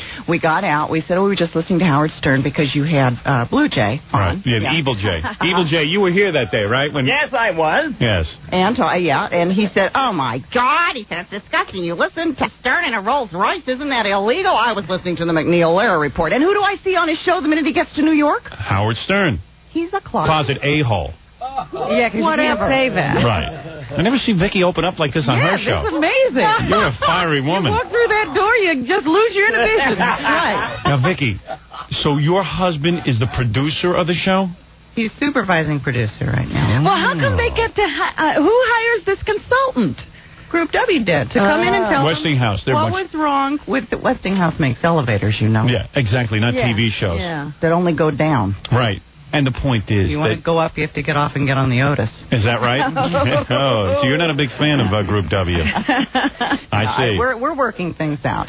Are you a real redhead? What kind of a question is Are you a real redhead? Not I am. Are you legitimately redhead? Absolutely not. You're not? No, I've talked about this many times on the show. God bless Lady Claro. Oh, really? Oh, but I mean, you were yeah. born a redhead. No. You were not. No, you want to hear a really funny story? Okay. I was at the gynecologist one day, and you know how Yeah, horrible. that's what I was leading up to. Yeah, that's Right. the worst place to go. And you're in Well, those what color down there do you Who the hell, Robin? you don't dye your hairs? Designed those stirrup things to fit who? Right, I don't- right. So it's a new guy, you know, because we had just moved to Long Beach, and I'm trying to make small talk. So we got into the subject. Plus, you're famous, and the guy wants to check. He goes, "Hey, guess whose vagina I was looking at today? Yeah. Vicki Lawrence." No, wait. I know the point is that Right. he wasn't looking. So we're talking about sunscreens, and he says to me at one point when he's down there doing whatever the hell it is he's doing, Working he on says, you. "Well, obviously, you know, you're very fair skinned. You're a natural redhead." And I thought, what the hell? Yeah, where is he looking? Whatever he's doing it with his smile like that. Was Wendy in the room with you? When you No, were in he it? would have had his eyes open if I Wendy see. was there. I'm sure. So you mean he obviously was not looking at you because you couldn't have been mistaken for a natural redhead. No. But if I dyed my hair red, I would dye my hairs down there. No, you wouldn't. Oh, I absolutely no, you would not. Oh, Who absolutely. the hell do you know whose carpets match the drape? Oh, I know I know a woman who squats in a tub of bleach. Yeah. Oh, yes. Oh, absolutely. Nobody matches. Oh, come on. Grow up, Oh, Howard. if you were single, you'd do that. I guarantee it. Guarantee it, Robin. Oh, please. Absolutely. Nah. Well, you know, you must have had this has been a tough year for you because your idol died. Who's that? Henry Morgan? Dinah Shore? Oh, wow. I loved Dinah. Robin, would you read a book on Vicki Lawrence? No, I watched the show. Oh, I see. Dinah Shore died, and that was your hero? Well, when they were first selling the Vicki show, we were compared to Dinah. a lot. Yeah. Oh, I see. The Dinah of the 90s. Yeah. And I thought that and you was did that an big awfully show nice with compliment. her. And you never dated Burt Reynolds, though, did you? No, I know. I worked for him, but I never dated him. You worked for Burt? Was he as wild then as he is now? I love Burt. Oh, you do love him? I love him. Oh, really? Is he a wonderful guy? Oh, you know something? That's right. You did work for Burt when you did that Win, Lose, or Draw show. Burt and Burt. That's right. I completely forgot about That was the wackiest thing. Bert Convey Yeah. and Burt Reynolds. They used to go over to each other's homes and play that game. They used to draw pictures. They thought they had created it. That's right. And Lonnie was in the house. And the first time Al and I ever played it was at a friends of ours' house, and Bert was dating Sally Field at the time. And I thought, this is the stupidest thing I've ever seen in my life. Right. I mean, but you had to go along with it. And you probably said, hey, wait a second, this is kind of cool. I'm at Burt Reynolds' house. Sally Field is here. I mean, this is very happening. And we're sitting and drawing pictures. And we have to amuse Bert with pictures. And we were like, oh, I can't believe celebrities are as boring as regular people. We are. Why can't anybody give him a good toupee? Burt Reynolds. Why can't they give him wig advice? It comes and it goes. And why don't you tell him? Why don't you, Vicki? You're a friend of his. Tell him about men's hair now. I'm telling you, they're fantastic with the new Dermabond technique. I'll throw him a free plus. Sure. So you never got to see Burt when he was smacking Judy Carn in the face, did you? Now that must have been some scene. Now imagine had you been a witness to that. Could have called the Inquirer. Now that would have been a good show. You think he did that? Do I think he did it? Yeah, I think Burt would do that. Yeah? Yeah, I think Judy's pretty annoying sometimes. Well, he got... I was going to say, did we blame Judy or sometimes Burt? Judy doesn't listen. Oh, stop it. But he got pretty vicious with Lonnie. I mean, who did you go with in the split, Burt or Lonnie? You're with I Burt. don't get in the middle of that stuff. Yeah. Who do you like better, Burt or Lonnie? Well, I can't compete with Lonnie, so I guess I'll go with Burt. Go with Burt? I'm with Lonnie. You're on Lonnie? Yeah. Not that I know her, but I'm on Lonnie's team. I don't know. I hate being in the middle of a divorce. I know. It's very tough. It's very tough. And you lose your mind when you're going. Have you ever done that? What, go through a divorce? No. Have you divorced? Yes. I was married for about 10 minutes when I was 20-something. Oh, really? Oh, yeah. It was embarrassing more than anything. Oh, no kidding. So how'd you... Didn't even make it to the first... Did he get a hold of any of your money, your big money? You're going to read all about this in my book. Oh, is that right? When is that coming out? You're my hero. Oh, Howard. really? If you can sell a book, I can. No kidding. But the guy didn't get all your money. Well, I came out of the divorce with a dog. Oh, really? Yeah, I got the dog. So you got cleaned out? Yeah. Oh. Now, about what time did this happen? Right after the night the lights went out in Georgia. Jog those memories, kids. Yes. Was a hit. I thought this was the guy in the record business or something. Yeah, but he's dead now, Robin. Oh, he's dead? You killed him? She had a little doll. Did he have a voodoo doll? Did he have an accident? Oh, no kidding. Yes, he had a southern accident. But your husband now is is the director or the producer of the Vicki show. He's still the supervising. No kidding. Howard. He hasn't been promoted as we speak. Boy, I wish my wife would get cool jobs and let me produce them and stuff. Yeah. My wife just sits at home and spends money. Would she trust you to produce her? I don't know. That's a weird thing that you have your husband as a producer. I don't know. Was he always a producer? We met when he was the makeup man at CBS. He was head of CBS makeup. Oh, really? Did the Burnett show, did all of our faces. Yeah. And then you made him a producer. Oh. Gives good face. Yeah, you're not kidding. That's a good deal. But you see, that's the thing. I don't know if I could handle that. I mean, because if something goes wrong, then I blame him. You got to take that. You know what I'm saying? No, I trust him so much so that nothing ever goes wrong. Well, he must be good in the sack. I'll tell you that, Vicki. Yeah, he's pretty good everywhere. Get a big smile on your face. Be careful. I'll bring him in here. He'll scare you. Yeah, I'd have sex with you.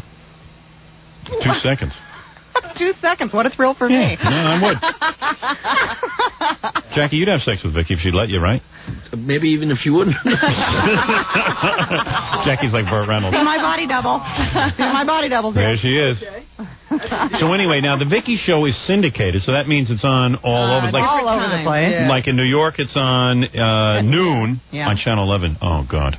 Channel 11. That's but I do go over there to see it. It is. It's tough. In L.A., it's 9 a.m. on KCAL. I thought the show you did with Ronnie the limo driver was really funny. That was fun. That was a really good show.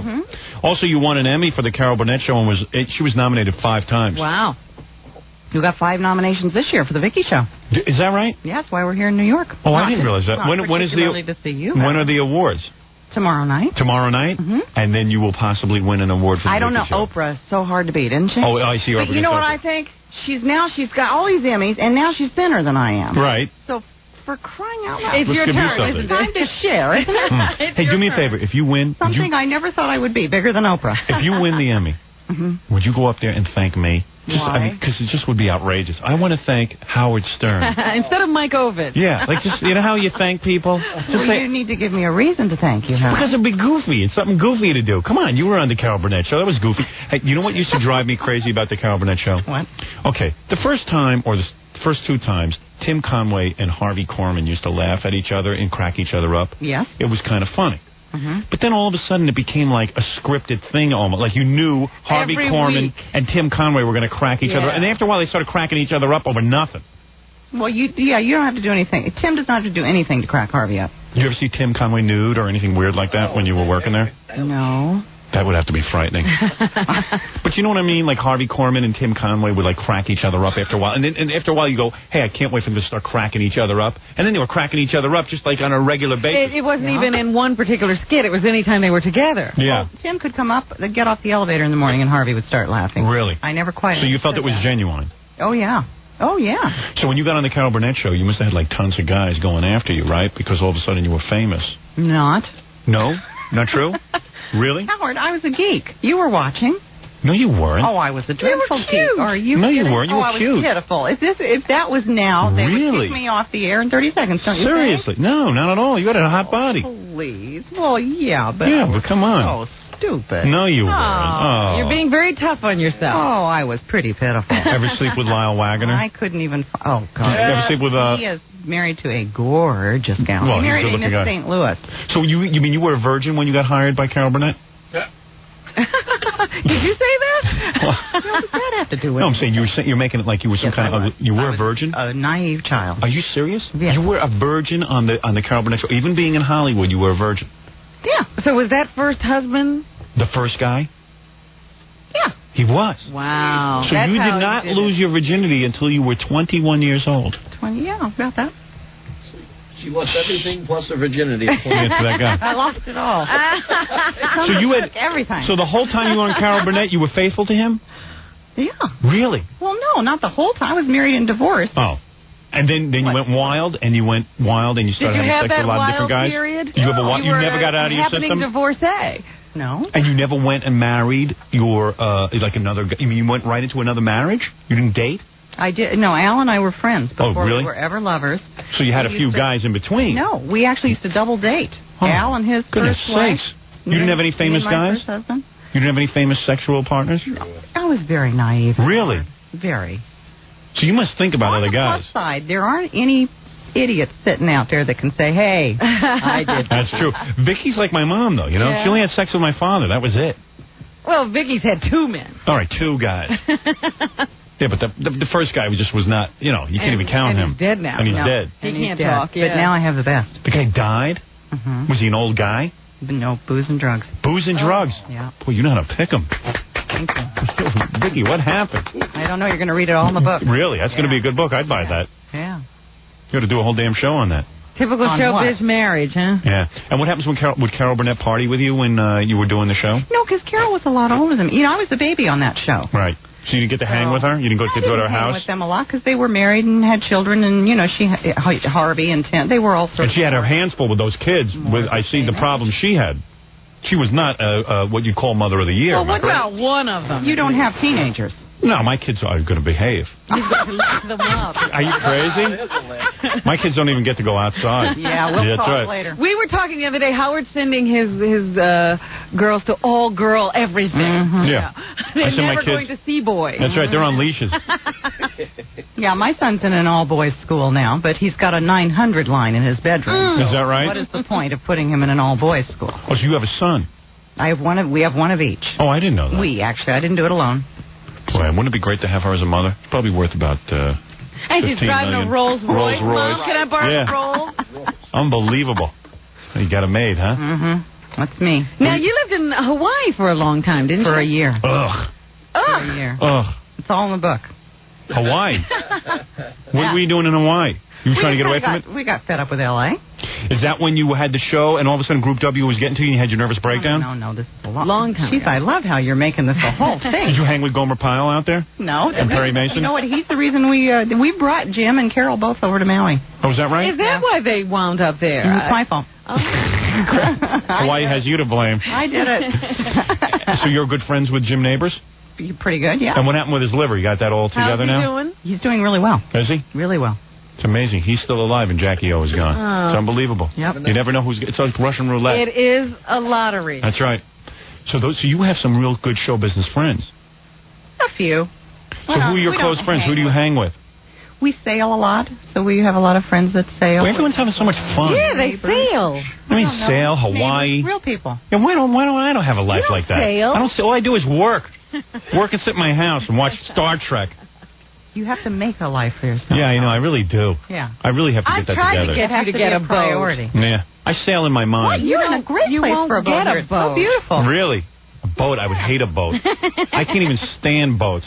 I don't even understand why people tie your hair back. Yeah, no, but it's such a hassle. I mean, you got to get on the boat, you got to fix it up, you got to constantly pay people to take care of it. You don't. Like you're not doing that anyway. Yeah, and then you finally get to the boat, and then you're sitting there on the water, and it's too cold to go in. Oh, it's just I don't want to do it. You know the wildest thing I do? I was thinking about this. When I get crazy, I open the moonroof to my limo, and then I'm wild. I'm out of my mind. It's nuts. It's nuts in there. Oh, so you're here for the Emmys, huh? Uh-huh. So who's going to be there? Donahue and all those people? Have you got your outfit picked out? I do. And do people kiss your ass when you go there? I mean, you must get a lot of ass kissing, No, right? you know, it's really the soap opera awards. That's what it's really about. Oh, and then they throw in a couple of talk shows? Used to come to New York, but basically people are there to see the soap opera people. Right. Yeah, I get you. I don't know. It just seems like everyone's having so much fun living in Hawaii and then coming over here and we didn't. and then having nervous breakdowns and Why stuff. didn't you like it? Because it's too commercial. Quiet. Oh, really? Yeah, Maui is quiet. It is? And then living there is too hard. You know, getting to the the best orthodontist is in Honolulu, so you got to get on a plane. You ever see the Hawaiian people's teeth? Schools, they're 45 minutes away. You got to drive them or board them or something. Yeah. I mean, it's just hard because I'm an LA girl, so I think all the stuff you have at your fingertips that you never appreciated is all suddenly gone, and you're living in a little town. So what happens when you have guests on that show? Like, do you ever invite them over your house afterwards and make that move and become friends with them? On the Vicki show? Yeah. Like, do you ever have how do you Susan become Lucci? Vicki's friend? Yeah. Like, how do I work that out? So I get into your little circle. I don't hang with a lot of showbiz people. You I don't? really don't. Susan Lucci, a friend of yours? I know Susan. Sally Struthers? We know Sally. Yeah, I could see her working her way into your life. I could see that. But she's sitting there saying we don't know Al too many dated people. Sally when he did the makeup at CBS. It sounds like you know a lot of people. you know everybody. Sounds like you're very connected. Well, yeah, I suppose. You're hanging out at Burt Reynolds' house. Right, yeah, Burt Sally Convey. Field is giving you hors d'oeuvres. Yeah, Sally Field. I mean, you know, I would say that's called hanging out with show business people. A little bit. Yeah, that's pretty cool. Yeah. I don't get to hang out with anybody. Except for Dee Snider from Twisted Sister. And I haven't seen him in months. So you're on the show and like things get really tough, and then you start having nervous fits, right? You start going nuts, and then you have to be hospitalized for a couple of weeks. Is that what you're telling me? No, I don't. I love where I work. No, but I'm saying, what happened when you started getting real sick and everything, and you had to take off a couple of weeks? I just went home and stayed quiet. Really? Were you wigging out? For a while. Really? It was hard. It's hard to watch people want to replace you because they don't think that you're important to the show. That's hard. Well, how did you get the show back? Yeah, how did you wrestle the show back? I think they decided that Christina Ferrari wasn't as good as they thought she was. Damn right. This is a hell of a book. This is a hell of a story. Yeah. So now what's going on this year? What's going on this year? We're through with season 2. Yeah, and they're renewing the show? Haven't renewed us yet. Oh, Only great. talk show that hasn't been picked up. Really? So what are you going to do to put pressure on them? You getting sick again? You feeling Get sick. No. Get the No. flu. They haven't picked it, so you're waiting to hear whether Group W will pick it up again? Mm-hmm. Do you think they will? I don't know, Howard. Right. Boy, Vicki's real serious about this. Yeah. Well, it's what I do for a living, and I love it. Yeah. And you want to continue doing it? I'm kind of tired of being messed with. Really? Yeah. Well, what do you want me to do about it? Give me a number. I'll call someone. I'll yell at them for you. Get them off her back. I'll give you a number. Yeah, give me a number. Okay. I'll do it. Okay. I'll have the whole audience call. They'll help you out. No one wants to see anybody lose work. Not in this town. So listen, I wish you luck with the Vicki Lawrence show. Thank you. I think you'll be renewed. I'm sure you'll be renewed. Right, Robin? I think so. Yeah, you're here with me. You'll get all kinds of luck. All right. So the point is, everybody who comes in on here gets their show canceled. Oh, no, don't say that. I'm kidding. No, I'm kidding. No, look at what we did for Seinfeld. It's now #1. That's right. We helped that show. Of course, nobody thanks us. They don't even speak to us. So who's in Vicki's entourage out there? Her husband. Yeah. I think you're a producer. Wendy's a producer. A producer? Wendy's friend is here. How's she? No, it's a guy. The guy's a sports writer. Yeah. Well, how come all these people travel with you? And who's the other guy? Is that your publicist? Eduardo is, he's Eduardo? promotional. Okay. Puerto Rican? Eduardo? Si. Uh-huh. Now, Howard, on the phone is your showbiz friend, Dee Snider. Is that right? Yeah. Your one and only. What does he want? say? He's fighting. What do you want, D? Hey. Hey. Friends?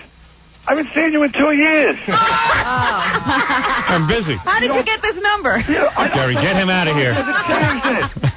Hey, don't call me. Hey, come on. Come on. It's unbelievable. I'm on a roll. No, you're my friend. You know you're my friend. Of course I'm your friend, but we don't see each other at all. Well, we're going to see each other. Well, think of a game. He'll come over. Well, I don't know. You know what it is? Dee, every time I want to get together with Dee, because Dee's in show business, so it's exciting for me. Oh, yeah. Well, you're all right. You were. Well, you were. You know okay. the business. So anyway, Dee, whenever you get together with him, so like you'd invite him over his house. First of all, his wife shows up in practically a thong. So right away, it's like... Is that a good or a bad thing? It's good. I mean, I like looking, but, it's too much temptation. I mean, my wife doesn't walk around in a thong. And then he always insists on bringing his kids with him, and his kids are totally out of control. Are they? Oh, the Snider boys? That. Oh, yeah. You go downstairs. Is that what it comes down to? They're tying up my girls. 3 girls? I got 3 girls, and the Snider boys are out of control. He had to have another girl so they could even the score. So I always say to Dee, hey, let's go out to a restaurant, just the adults, me, you, and your wife in a thong. Why and my did you wife. say that? And whenever I say that, he goes, I can't go out, I'm too famous, and people recognize me. You know what I mean? Robin. He's lying. Then, about halfway through the night, his wife turns to my wife, and we start talking about sex, and we have to hear a whole night of how Dee is so big in his pants that it hurts, and she doesn't even like to have sex with Dee that much because it's too painful because Dee's so huge. And I'm going, oh my God. This is how you end every evening? Yeah, it's like, oh my God. And then afterwards, my wife goes, oh my God, Dee's so big. Oh my God. And I don't have that problem with you. She was staring at my crotch that one time. Yeah. Time you talk. No, you're lying. I just spoke to you the other week. What? About a couple of weeks ago, we talked on the phone. I called you. Well, yeah, but I spoke to you, didn't I? It was so nice of you to pick up. All right, I'm going to call you today. Oh, you're going to call me today? Yes. I'm in the middle with Vicki Lawrence. I'm going to call you today. Call me at the studio. All right. Oh, working on a new album? Yes, working on a new album. Well, that's always exciting. You know Dee Snider project. Yeah, okay. You going to be over there? I'll be there. All right, I'll call you over there. I'll talk to you. All right, Dee. Bye. Tell me if he calls. That's my Report luck. back. That's my. She's with Burt Reynolds, and I'm with Dee. You got to get me out of my show business hell. Nobody's called me to say hi, Vicki. That's true. Oh, you should hear this guy's wife. I mean, his wife's a real piece of ass. She's a schwing. You know that when she takes like the kids to school, all the other kids in the school start going schwing. Oh, I'm sure that she's the mother that the kids are hot for. Dee's wife is such a piece of ass, Vicki. If you don't mind me saying, talking guy talk. Vicki, you wearing a bra? I sense that you're not. Am I correct? May I ask your producer? Why would the producer know? Well, she dresses Vicki. Vicki is, I'm sure. Yes, Vicki, you got a good body. Yes, I'm sure. Wendy is Vicki, saying. Vicki wears a bra. I'm sure. Are you wearing a bra? Yeah. Really? Oh, yeah, there's enough violence in the world. Anyway, Vicki, I want to thank you for coming in here today. I want to thank you for having me. It was very nice to meet you. It was a pleasure to meet you. And thank you for sharing all aspects of your life. Well, some of them, yeah. Right, some of them. Read the book, Howard. Yeah, and when will that be out? It'll probably be out at the end of the year. I'll probably come back and see you. And who is publishing that? Simon & Schuster. Oh, really? Publisher. Yeah. Judith Regan, your editor? No. No. You have a different editor. Yes. Who was your editor? I knew until you asked me. Oh, okay. That's all right. You don't need to know. Believe me. Wait. I haven't met him yet, actually. Oh, really? Is that right? You just signed the deal? No. I just finished writing. I'm writing with a partner. Right. And it's on the way to the copy editor. And will you tell all? It has to go to the attorneys, right? Right. You've been through all that. Yes. Did you tell all? Then it goes to the editor. Right. Did you tell all? Yeah. You did? Mm-hmm. Very honest. Very brave of you. You were as forthright in the book as you were when you walked in here about Jay Leno? You called Jay Leno an a-hole in the book? What is the point of writing a book if you don't tell the truth? Good. Hey, that's what I said. I like that. A lot of people don't tell the truth. Are into revisionist history. Right. Yeah, but you pick it up off the stands and you read it, and it's just a waste of money and a waste of time. Right. You're really going to tell all. Well, yeah. Right. I would like people to know that. And you're not going to lose any in the park. Ever have lesbianism? I don't think I'll lose. No. You ever had lesbianism? If you lose friends over this stuff, I don't think they were really. Do you have any lesbian stories in there? No, I don't. Yeah, you ought to work on that. You never, as a little girl, like you girls were hanging around and had a slumber party, and like all of a sudden you had a hairbrush in the room and something wild happened? No. Nothing like that? I practiced kissing with my best girlfriend when I was little. Does that count? Oh, did you put that in the book? Didn't we all do that, though, Robin? Yeah, I guess. Yeah, sure. Get ready. Fred, come here. Let's practice kissing. Are you saying that you and your girlfriends used to kiss each other? You never practiced kissing with a boy, huh? No, I don't think so. No, this is before I went straight to putting my hand down their pants. There was no foreplay. Yeah, I once did something to a guy. Yeah? I touched him. I was a little kid, and he told me about it. But you didn't kiss? No. No, I didn't. No, I didn't. I swear it. I'll take a lie to take the test. Sure about that? Even though those things are faulty. No, listen, hey, Vicky's looking at me like I'm a homo. For God's sakes. I'm all man. Believe me, if you were in the sack with me, you'd be moaning. Whatever you say, Howard. You'd be moaning, let me out of here. All right, anyway, Vicky, so you put your lesbian experience in. And you would kiss these girls with tongue? Well, she didn't say if there were a lot of girls. No, it was just one-on-one? Tongue. Woman to woman, one-on-one? First time I ever got a French kiss, it scared the hell out of me. I spent Really? the entire night gargling every 5 minutes. I didn't understand. Who kissed you, Jackie the Joke Man? That's not fun. All right, okay. Here's the point. Vicki Lawrence has her show on. In order for it to be renewed, you've got to watch. Yes. If you're not going to watch Vicky's show, then Vicki won't be around anymore. Oh. If you want Vicki around, you feel Vicki should be on TV, you have to watch the show. Yeah, that's true. Give her a chance. At least tune in. It's one of the few shows where people aren't, you know how we talk about those shows? It's a bunch of stupid people who get on to tell about their stupid problems. Yeah. Vicki's show isn't like that. Oh, then I can't watch it. Oh, yeah.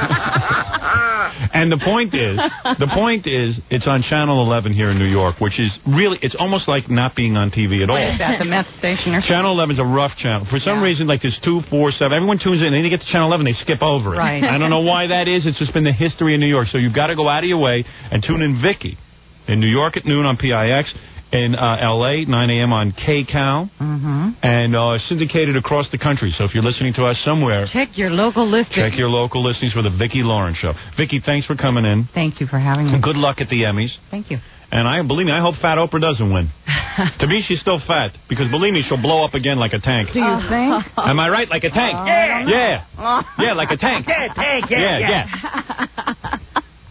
And believe me, at least Vicki's show, Robin is right. Vicki's show doesn't have a bunch of people with no teeth and angry black people in the audience. Yeah. If you don't want any tension. Carrying on. No, whereas I watch those other shows, I get very tense. Black people yelling at white people yelling at black people. There's none of that nonsense. It's mostly white people on that show. It's a nice show. It's a nice white show. I like to sing with the black people. Yeah, you sing once in a while with black people, and you throw them off, and then you talk to white people. You think the world actually works when you watch the Vicki show. It does. You feel good about the world when you watch a show like that. Right. People get along on the Vicki show. They do. Right. They don't fight. They start to fight. They throw them off. Everybody's got a job. Everybody's happy and talented. Yeah, like what was on yesterday? Like what was the last show you taped? What was it? What happened on there? The last show? Yeah, the last show you taped. Well, the last show we taped for the season was Covert Bailey, who's my guru. I don't know if you guys know Covert Who is Covert Bailey? He's written a lot of books on fat and fitness. He's a white guy? Yeah. Wait a minute, he has that infomercial, doesn't he? Yeah, I know who that is. He's fabulous. Oh, really? Oh, yeah, I'm crazy about him. Yeah. And he's like one of those 100-year-old guys who looks younger. Oh, and what about the show you did? 100-year-old, but the one I liked was the couple. You had couples on who carpool to work. That was nice. I like that. I don't want to. Tomorrow is Do You Have What It Takes to Make It in Hollywood? That'll be really? a good show. Yeah, I like that kind of stuff. See, I don't like all that hassling. I'm with you. She does good shows, like Celebrity Moms and the children of the rich and famous. Hey, I got in trouble last year for flashing my boobs on television. Did you? Do it here. Let me see what they look like.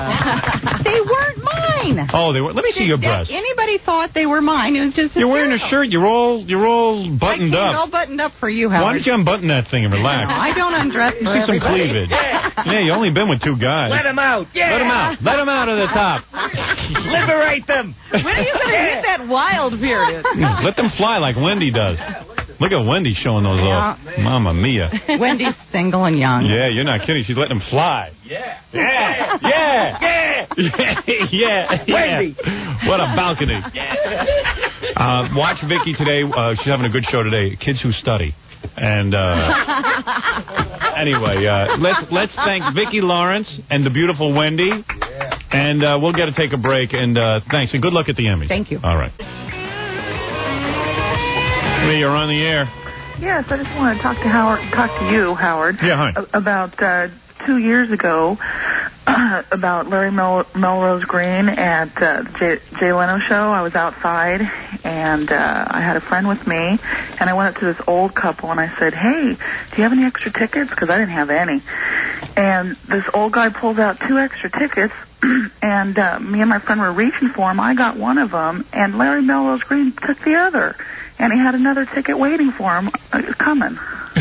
Well, I couldn't believe it. I don't know anything about it. I don't know why you would call me with this information. Well, I just want to tell you what a jerk he was. All right, and he wouldn't give it back for your girlfriend, huh? He never gave it back, no, when the other person came. You think that's a good story? We have better ones. I want to ask you one thing. Yeah. Who's going to play you as a kid in your movie? It's a good question. I haven't even gotten up to that part yet. Right now I'm in the process of, going through writing and all of that stuff. And actually, my vision has always been to bring a director in early. Even before the script is That's right. done. That's right. So, you know that even if you brought in a director later on, he could still work on the script? Yeah. I've just, You just want him involved in the earliest stages. I have a lot of theories on this, and I don't know. It's going very easy so far. I really like the people I'm working with on this movie. Well, that's good. Yeah, and I don't think you're making a big enough deal about it. I know I'm not, because you know what? In my mind, I almost think like you don't brag about a movie until you're getting real close to when you're actually shooting it and stuff. But I mean, even the announcement was sort of understated. Yeah, I know. I guess you're sitting in my there mind. On the Tonight Show, and everyone who comes on has just made a movie or just signed a movie deal. Well, that's what And that's not unusual there. But here, it doesn't happen every day. It also sounds kind of bogus too when you say you have a movie deal, because you know how many movies you read about and then you never make them. Yeah, I mean, Letterman had a movie deal. He's never made a movie. Right. But my point is that this deal is so unique, and I know this movie is going to be made. Well, I think you should make another big hoopla. I mean, the announcement should have been made here. What, about the movie? Yeah. Yeah, I guess. I don't know. Where it would be seen in the most positive light. I mean, where it would have the value that it actually does. I announced it on The Tonight Show because I know that the guys who, have the company, this Reicher, I think it was exciting for them to have the announcement made on The Tonight Show. Yes, because that's their, I guess, first real public. Yeah. So that's why I did it there, But I'm saying you never really made an appropriate announcement here. Right. Okay. You're right. I haven't handled it. Tomorrow, a parade. What we're going to be doing is... Maybe I'll also go on the Vicki show and announce it there. Now, there's a big deal. Better do it quick as right. Sounded like that Vicki show ain't going to be on much longer. Sounds like she's at her wit's end with Group W, and Group W doesn't seem too choked up with her. They're having their problems. That's all. Hey, look. What are you going to do? In fact, I didn't get any positive reviews in the newspaper about my Tonight Show. The only and a very small mention about the ratings. Today, and very little mention of the movie deal. The only guy who no mention of the movie deal because that's what I'm talking about. Well, people remember the Fart Man experience and go, oh, this is just another Fart Man, and they won't make the movie. This is different. We have signed contracts, and there's a timetable. There's a whole thing involved here making this movie, and you got to meet these guys who are making the movie. They're super committed to it. We all believe in it, and we know where we're going with this thing. Yeah. Jessica Hahn called before to say that you were front page news and Variety, that you beat Letterman. Oh, she's calling again? Well, just to tell us stuff, not to come on the air. Right. Because technically we're not talking to each other, right? So she has been calling? No, this is the first time I heard from her in quite a while. I see. Right. She left a message on my machine about 2 months ago about something, like a similar item. Yeah, when that boyfriend dumps her, she'll be back to me. Wait and see. She's paving the road now. Yeah, but when the boyfriend dumps her, she'll be back to me. I know, my girls always come back. That guy ain't marrying her. Well, I wish her the best. I always wish her the best. I never wish her harm. I'm her only friend. She just doesn't know it. Right, Robin? I was thinking about her the other day, and I was hoping that she's doing okay. My babes... Out of touch. My babes are homing pigeons. They all come home, Robin. They go out, they meet guys, they come back. Remember Amy Lynn? She was married even for a while. They all come back. Or something. I don't know. She had a baby. She's engaged. She's been at all stages of that married business. She's back looking for stripper plugs. They all come back. They all come back. That's right. I'm looking in the USA Today because I was told that there was something about your movie deal in this paper today. Well, first of all... But I don't see it. The Leno thing is incredible. They had an 8 rating here in New York to Letterman's 4. And in L.A., they had a 6.1 to Letterman's 3.5 or something. Something like that. I don't know. And the only guy who said anything about my Leno appearance, and they were writing up everything every time, every day in the newspaper. They were writing up reviews of the Leno show and the Letterman show. Now you don't see anything. Except Tom Shale said that Jay should have said something when I made fun of Jack Parr, which is he doesn't absurd. say whether you were good or bad. And Jerry Krupnick, the TV writer for the Star Ledger, who always writes something negative about me, wrote a negative review of my Tonight Show. Did he? What did he say? Shows you how in touch he is. Well, let's just back up and tell everyone who Jerry Krupnick is. Who is it? You know who he is. Remember the first time we met him? That was the guy with the hair. Oh, okay. So he hates me. We invited him to a press conference. When I had my Channel 9 TV show, I said, hey, why don't all you reporters come in and I'll videotape the press conference. I can show it on my TV show, and you guys can write about me. Sure. Okay. We get in there. I don't know. Jerry's hair looked a little odd. Jimmy. It looked to me like he was wearing something. I don't know if he was or not. There was a duck on his head. So I happened to say to him, hey, what's that duck on your head? Or something like that.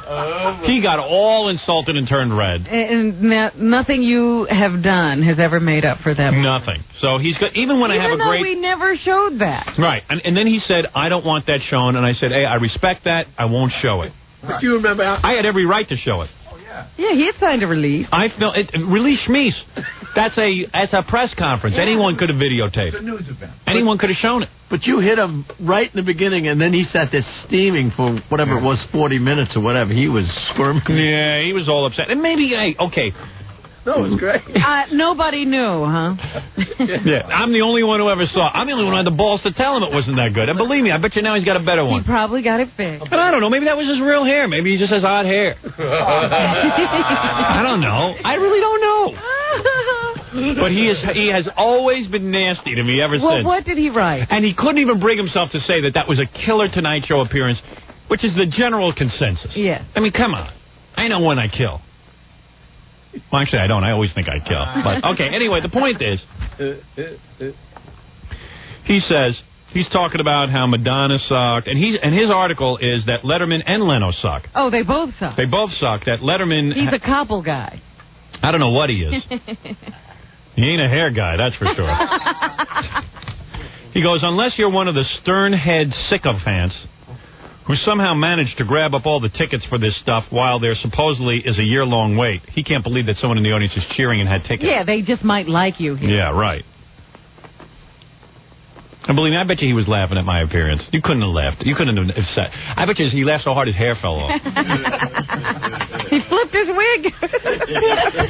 He says, do you really enjoy watching Howard preen and prance and put down everyone who runs afoul of his foul mouth? Huh? That's what he says. Howard Stern taking over Jay's show a few nights later, out of control and spewing his usual venom and vindictiveness, including a racial swipe at Branford Marsalis, who could do nothing else but wince and bear it. Oh. And he says, how thrilled were you with Madonna and David Letterman and this disgraceful appearance with Dave? I'll tell you how good your appearance was. He started off with you. Well, no, he actually didn't. Oh, he didn't? No, I'm just skipping over to me. Oh, then you're misleading me. He says, as for Letterman, who demonstrated that not only couldn't he handle Madonna, but that even Jerry Van Dyke was able to take over his show without much interference from the floundering host. His best pet trick was getting Johnny Carson to come on board, albeit for a 40-second quickie. And then he blasts Carson for going on Letterman when he should have owed his allegiance to the Tonight Show, which is something I've been saying all along. So he agrees with you in a lot of things. But anyway, that's what he had to say. Yeah. And he says we're all better off with Ted Koppel, who gets higher ratings more nights anyway, without Madonna or Howard Stern. See, I told you he was a Koppel man. Yeah. Well, here in the People section of USA Today... Yeah.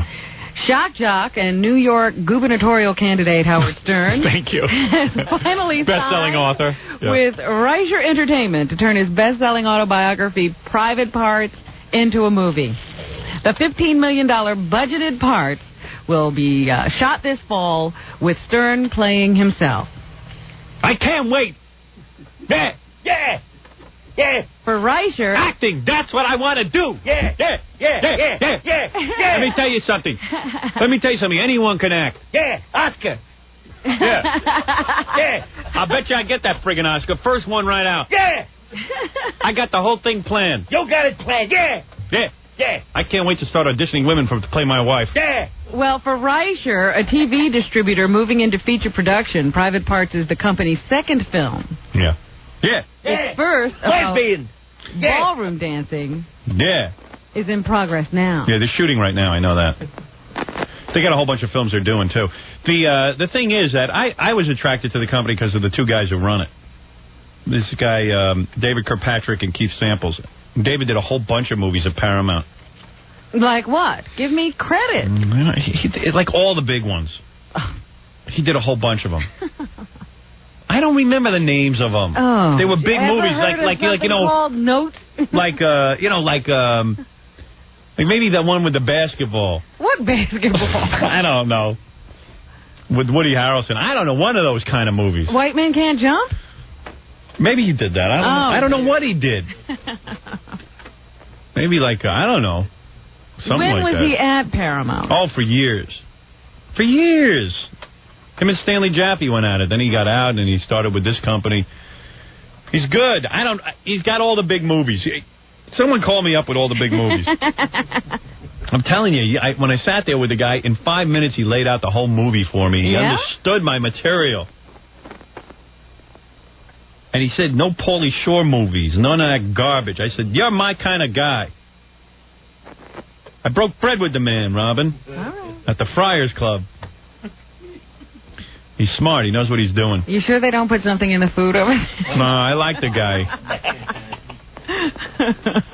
Yeah. Puts you into a coma.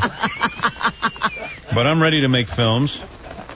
And it's a $15 million budget. That's nothing to sneeze at, Robin. That isn't. I could even do special effects. I might morph during the whole movie. I might morph. Change form. I'm going to morph throughout the whole movie. I'm going to have a different woman playing my wife in each scene. Your wife will just always look a little different. Yeah. I might get Farrah Fawcett to play my wife. Yeah. Well, make up your mind now. Is she going to be different in every scene, or is she going to be Farrah Fawcett? I might get Heather Locklear. Or that Paulina. I think that's a great joke if the wife keeps changing. And wait till you see what I look like from the waist down. I'm going to have Dee Snider stand in for me. All right, want to hear my guess? Are you ready now? Yeah. Yeah. This is like diving in Olympics. Yeah. You get 3 tries. Last one. Yeah. Oh, if you on the phone, I forget why you called. Oh, I just love you guys. Love you, Rob. Love you, Howard. Thank you. And I think you're great. I'm one of your biggest fans here in L.A. Yeah. Actually, I'm not in L.A. I'm in Mission Viejo. Where are you? Mission Viejo. Oh, Miss Viejo? Yeah. No, Mission Viejo. Oh, yeah, Mission Viejo. See. Why do they have all those Cuban names out there, Robin? It's not Cuban. That is sort of Spanish. Mission Ajo. You know, California was Mexican for a while. Yeah, but it's not Mexico anymore last time I checked. They kept the same name. Although it's becoming Mexico again, unless some people wise up out there. You know what? We should have given it back. Yeah. Well, they're taking it back. That's what they're doing, secretly. Yeah. Everyone's walking around like nothing's happening out there. Well, we are. We're walking around like a lot's happening. That's why we moved out here. Everyone's white out here. Really? Yeah. It's nice. What's the name of that town again? I'll give another plug. Mission Viejo. Means everybody's white. Yeah. Yeah. Where's that guy Jim Bowie? Remember him? He used to know how to take care of the Mexicans. Bowie. He had a knife. Bowie knife. Bowie knife. I'm saying I don't mind Mexicans. Come in legally, though. Stop with that illegal immigration and... 2 or 3 a year is fine. How many can we handle here? We can't handle it anymore. We can't even support all these people. I saw this black guy on Donahue yesterday, Khalid Muhammad. He's the one who's with Farrakhan. He's looking for reparations. He wants all black people to get reparations. I said, well, hell, they got welfare, you got all kind of things. Everyone's getting reparations. I think we're paid in full. Yeah, I think everyone's been paid. Now it's time to go out and just make some of your life. Somebody got mine. That's it. Well, you never got reparations. No. Well, neither did I. And the Mexicans come here, they're sneaky. They don't wear those big sombreros. So we don't know who they are. That's right. They take that head off right at the border. Right. Can't tell. Hey, thanks for the call. Okay, thanks a lot, bye-bye. guys. Bye-bye. What? Sombrero. You can spot them in that hat. That's a real attractive hat. Fiesta. What I love is the people who go to Mexico and buy them and come back. Yeah, on their honeymoons. Hey, look, I got a big Mexican hat. Yeah, now stupid, where are you going to wear it? Stupido. Now, stupid, you're out of Mexico. Were you going to walk around in that? Yeah, wear it by the pool. Yeah, wear that to work. Yeah, drown yourself. Yeah. Yeah. Yeah. All right, I got to take a break. We'll be back right after this. We're back with the Howard Stern Show. Okay, thank you.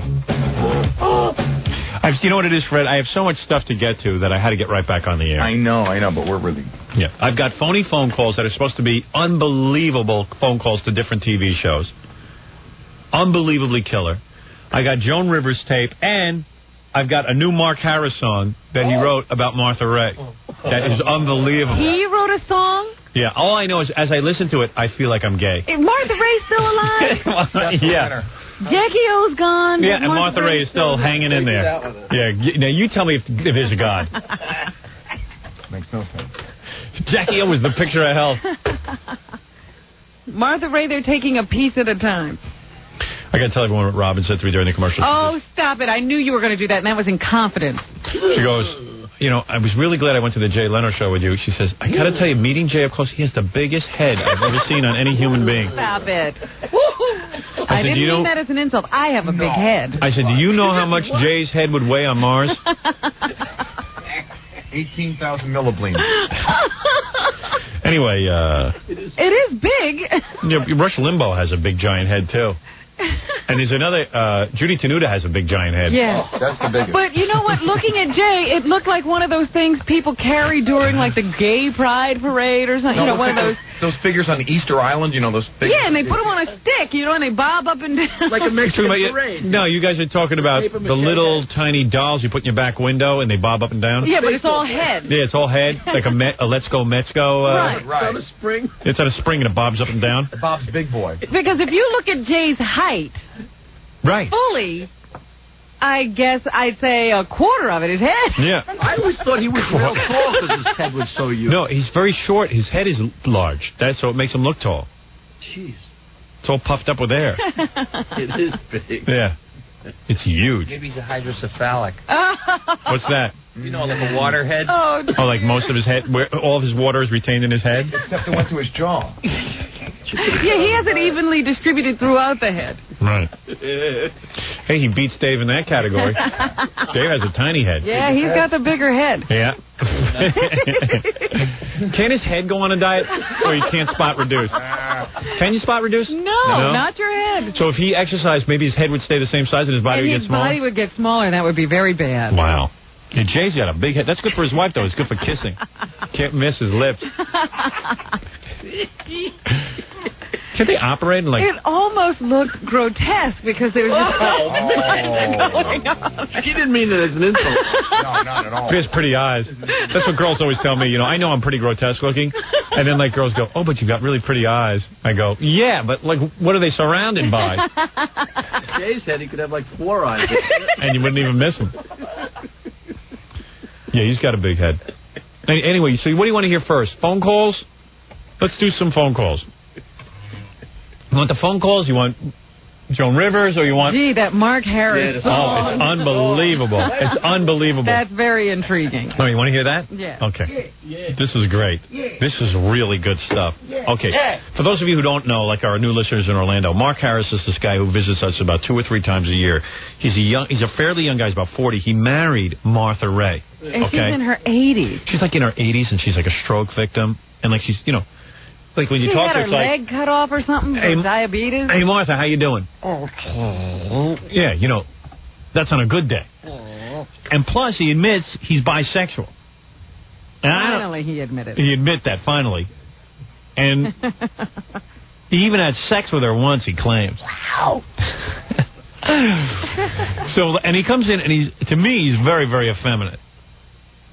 To everyone, he's very effeminate. Let's say flamboyant. Yeah. To Taboo from our New Year's Eve show, he's flamboyant. Yeah, he makes Jim Bailey sound like a Marine. All right, so... So anyway, he sends me a tape. He was all freaked out. And a lot of people have accused him of being like a gigolo, that he's after Martha Ray's money.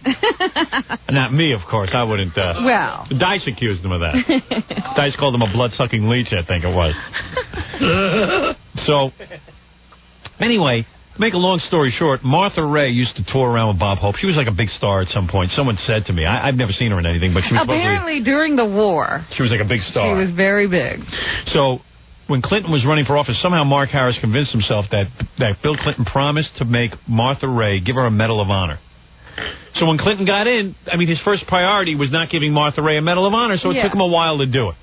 So Mark Harris was running around the country screaming that Martha Ray deserved the Medal of Honor and Clinton was a liar and he doesn't give it, He was taking out ads, he was doing everything. Right. So I guess he made enough of a pain in the ass of himself. Clinton finally gave in. Can't get the FCC off my ass, but he gave in to Mark Harris. You're not making enough noise. Yeah. Maybe I need to take ads out in the paper. All right, you big sissy, you win. Oh. Martha needs a medal. So, anyway, because Bill Clinton gave the medal to Martha Ray, Mark wrote a song. And Mark's got a real hard on to be in show business. Oh, no. I'm going to be a nurse now. Yeah, well. I'm very big in Berlin. Yeah, and he's big in Berlin. So anyway, here it is. Oh, I do shows. He evidently claims now he's putting this song out or something. On what? On what? On Martha Ray's head. I don't know on what. So here's the song he sent. In fact, he even had an item. He says, I have it. It's going to appear in all the papers that my song will be debuted on the Howard Stern show. So he's got me tied into this. Oh. Well, Dear President Clinton, I did write this song for you to thank you on behalf of Martha Ray. I know we had our problems. I really don't know why. The medal wasn't sooner. You didn't try. Oh, dear. Do you love it? But I enjoy. What? You bastard, you didn't try. I got a fart. You guys evaluate this one. All right. All right. You're ready now. Oh, there we go. All right, I win now. Now I give that an 8. That had good reverberation. Oh, Jackie gave me an 8. Fred? 8. 8 easy. Billy? 8. All right. Getting better. Or left. Save it up. Any sense? DC. Oh, yeah. And that's a very special memory. Oh, boy. You are our leader. And yes, you have some powers, but no more Jennifer Flowers. Your private life has tones. And now we'll listen to Miss Jones. All the gossip, all the mail. I think he's naked when he's singing it. I think he's in a dress. Of course, we'll go with what you were stoned. And now the truth, Bill. Really, what the hey? Have a moment, gay. Have a moment, gay? Did he say he was gay? He said, have a moment, gay. I think he's saying Bill Clinton's gay. One thing Bill Clinton is not is gay. Gay, I'm right here for you today. Oh, everyone's gay. If you touch me, I won't say. Roll me in the hay. I won't even tell Hillary. You give us pride and joy from every Jew to every goy. Oh, give us really more. The worst can happen, we will have President Gore. And this year, now 94.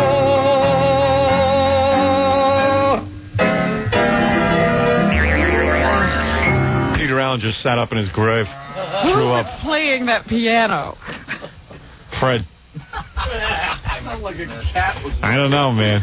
A cat was walking across the keys. Oh, you too much. Al Jolson is scratching himself right now, trying to get out of his coffin so he can set himself on fire. You wonder if all those old stars, you know, that he just gloms around with, you know, when they hear him do things like this, they wonder if that's what we sound like to him. I don't know. I feel so gay.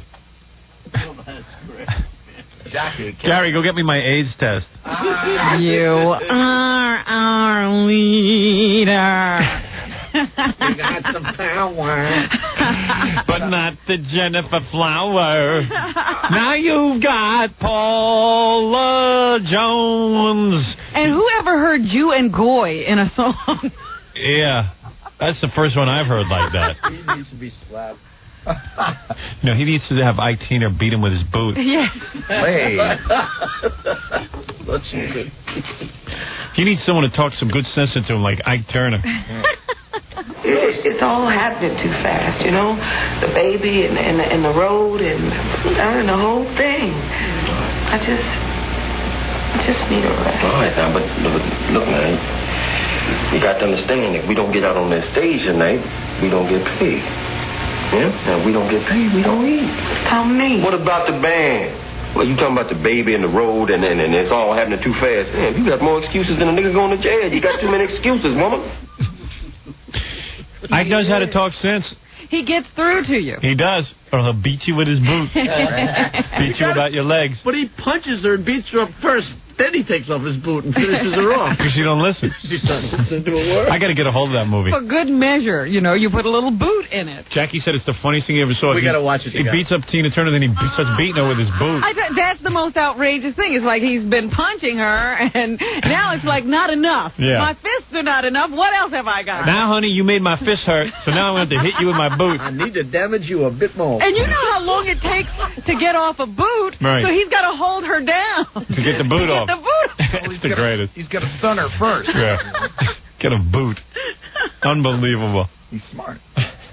Give me time to get my boot off. At one point, she's behind the couch. He punches her. You can't see her. You figure he's punched her in the face about 4 times. Then he stands up, and he shakes off his hand like he had hurt his hand, and you really think he's going to kick her because she hurt his hand. Yeah. It's like so brutal. I got to get that tape. It's terrific. I don't know what Jackie just said. Oh, you're such a What did he training say? film. It's a training film. All right. I got to take a break here, Robin. I have so much I wanted to play, but it'll have to wait till tomorrow. I want to do some news, All right. you know. So let's take a break, and we'll be right back. We're back with the Howard Stern Show. And Jackie is going to be... well, he's got a couple of things going on. First of all, Jackie's the one named Jackie now? yeah, it's no longer Jackie Martin. Jackie... Jackie used to mean Jackie O, so when you said and Jackie, I thought you were going to talk about Jackie See, this O. is Jackie O. Jackie O'Martling. Jackie O'Martling will be appearing at the Stress Factory May 27th. That's this Friday in New Brunswick, New Jersey. For dirty jokes and information, call 516-9221. Also, Jackie's new Wild Comedy CD. Now, you got to get this. $10 plus free shipping and handling. Price includes full-color Jokeland catalog. You call 1-800-323. 5464. And then you get in touch with one of Jackie's operators. Jackie has operated. Oh, that's the frightening part of all this. His peeps, Jackie Jackie's International. Jokeland. Jokes are our business.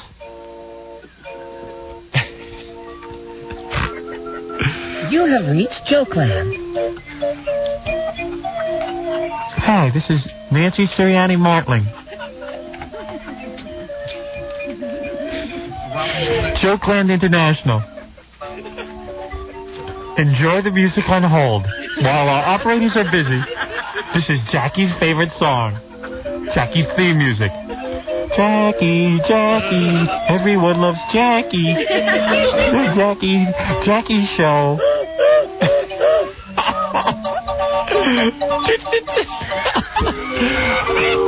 All of our operators are still busy. Enjoy the music on hold.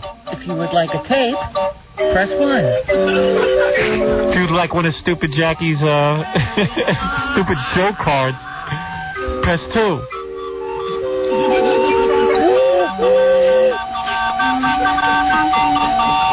If you would like a shot of Nancy Sirianni in a thong, press 3. This call costs $6 a minute. Every aspect of this will cost. If you'd like to talk to a guy named Burf, just call Burf. Look it up. You are already being charged. If you want a toenail.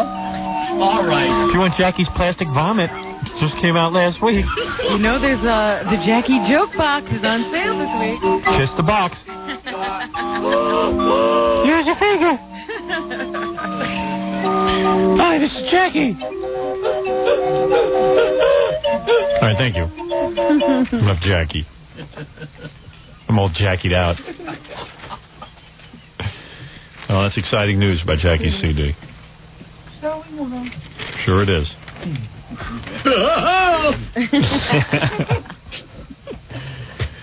Robin, I was going to play you so many things, and I ran out of time today. Darn, we still haven't gotten to the Joan Rivers clip. Joan Rivers clips and the exciting phone calls. You want to hear one phone call? And then go right into why not? Let's do one phone call a day. Maybe that way we can get to a lot. Yeah.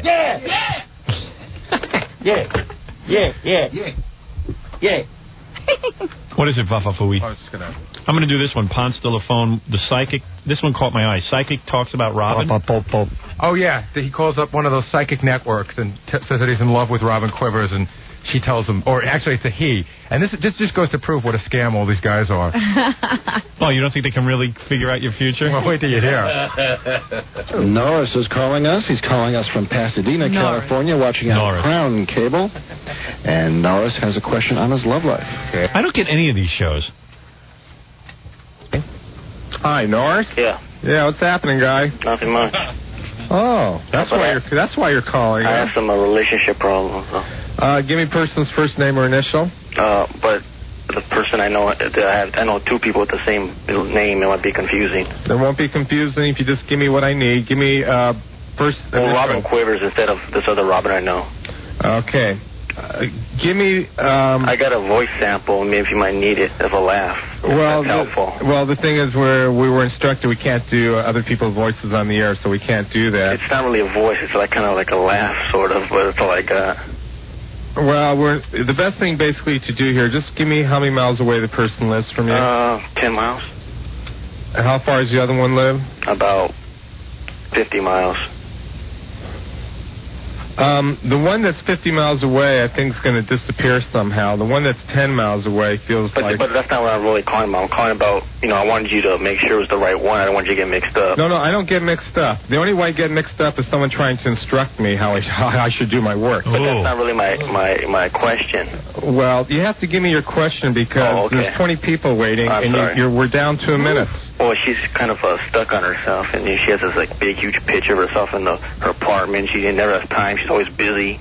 Is this the one that's 10 miles away? Yes, exactly. All right. The one that's 10 miles away, you have some karma with. What that basically means, the relationship is not finished. There's unfinished business on both your parts. What's probably happening in this moment is the person is not seeing you in the best light emotionally. But is she using me for my money? That's my real... No. Yeah, well, give me a call there. Okay, let's go here. So he's in love with you. Oh, boy. The psychic says that you're not using him for his money, but you're in your apartment all the time thinking he's too busy. Yes, but we're not finished yet. I got to hear one more. Which is the best one? Can I just see him a second? There's one that I really would like you to hear. All right, give me a real good one. All right, go with this is Ponce de la Phone. Talking to, what does it say, the Love Doctor? Cable Love Doctor. Does he call about Robin? No, he calls about the earthquake.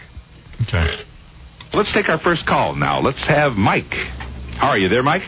Yeah, hi, Doctor. How you doing, buddy? Not too good. Not too good? What's the matter? Well, it's going to be pretty tough, but... What?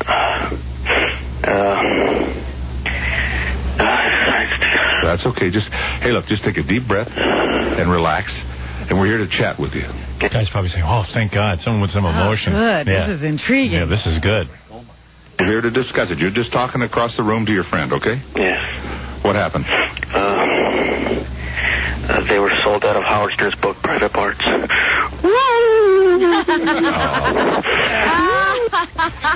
Well, that's kind of too bad. It's too bad when people feel like they have to take advantage of the opportunity and kind of spoil it for some of the other people. But, Mike, God bless you. And you know what? What? Your sensitivity is expressed by your desire not to be sensitive. We're just exactly the living example of what we're talking about tonight. Fear. He sounds like now he's out of breath and all upset. Yeah, now he's needing like, a deeper... Really like to let loose. Isn't this great? He's trying to hold on to that composure. Oh, it's always easy to be humorous or to be funny or make some kind of a difficult situation look real bad and then make fun of people. No, it's one of the things that we never do on this program is make fun or criticize anybody. Wow. So, Mike, I wish you the very best, and I hope you find the relationship you're looking for. He's not looking for a relationship. He found it with me. See, I thought this was another call. He burned this guy earlier by telling him that his mother died in the earthquake. Oh, you mean this is the second? So let me find that one. I have to find that one. I was wondering if that was the same call, because we heard the earthquake call. Yeah, we probably played that one earlier. Yeah, we probably played that. I was wondering if this was the same, because he went through this whole thing about how he lost his mother in the earthquake, and they're getting all sympathetic, and then he says the only thing that consoles him is... Howard Stern's book. Howard Stern. Didn't we hear this one, the Chinese cable program? We played it once really, really early in the morning. Yeah, this is a great one. I love this guy Ponce de la Phone. He called a Chinese show. They talk in Chinese and everything. Is this Ponce de la Phone? No, this is King of Cable. There's a lot of different phony phone calls. Oh, really? Okay, King of Cable. Then I love King of Cable.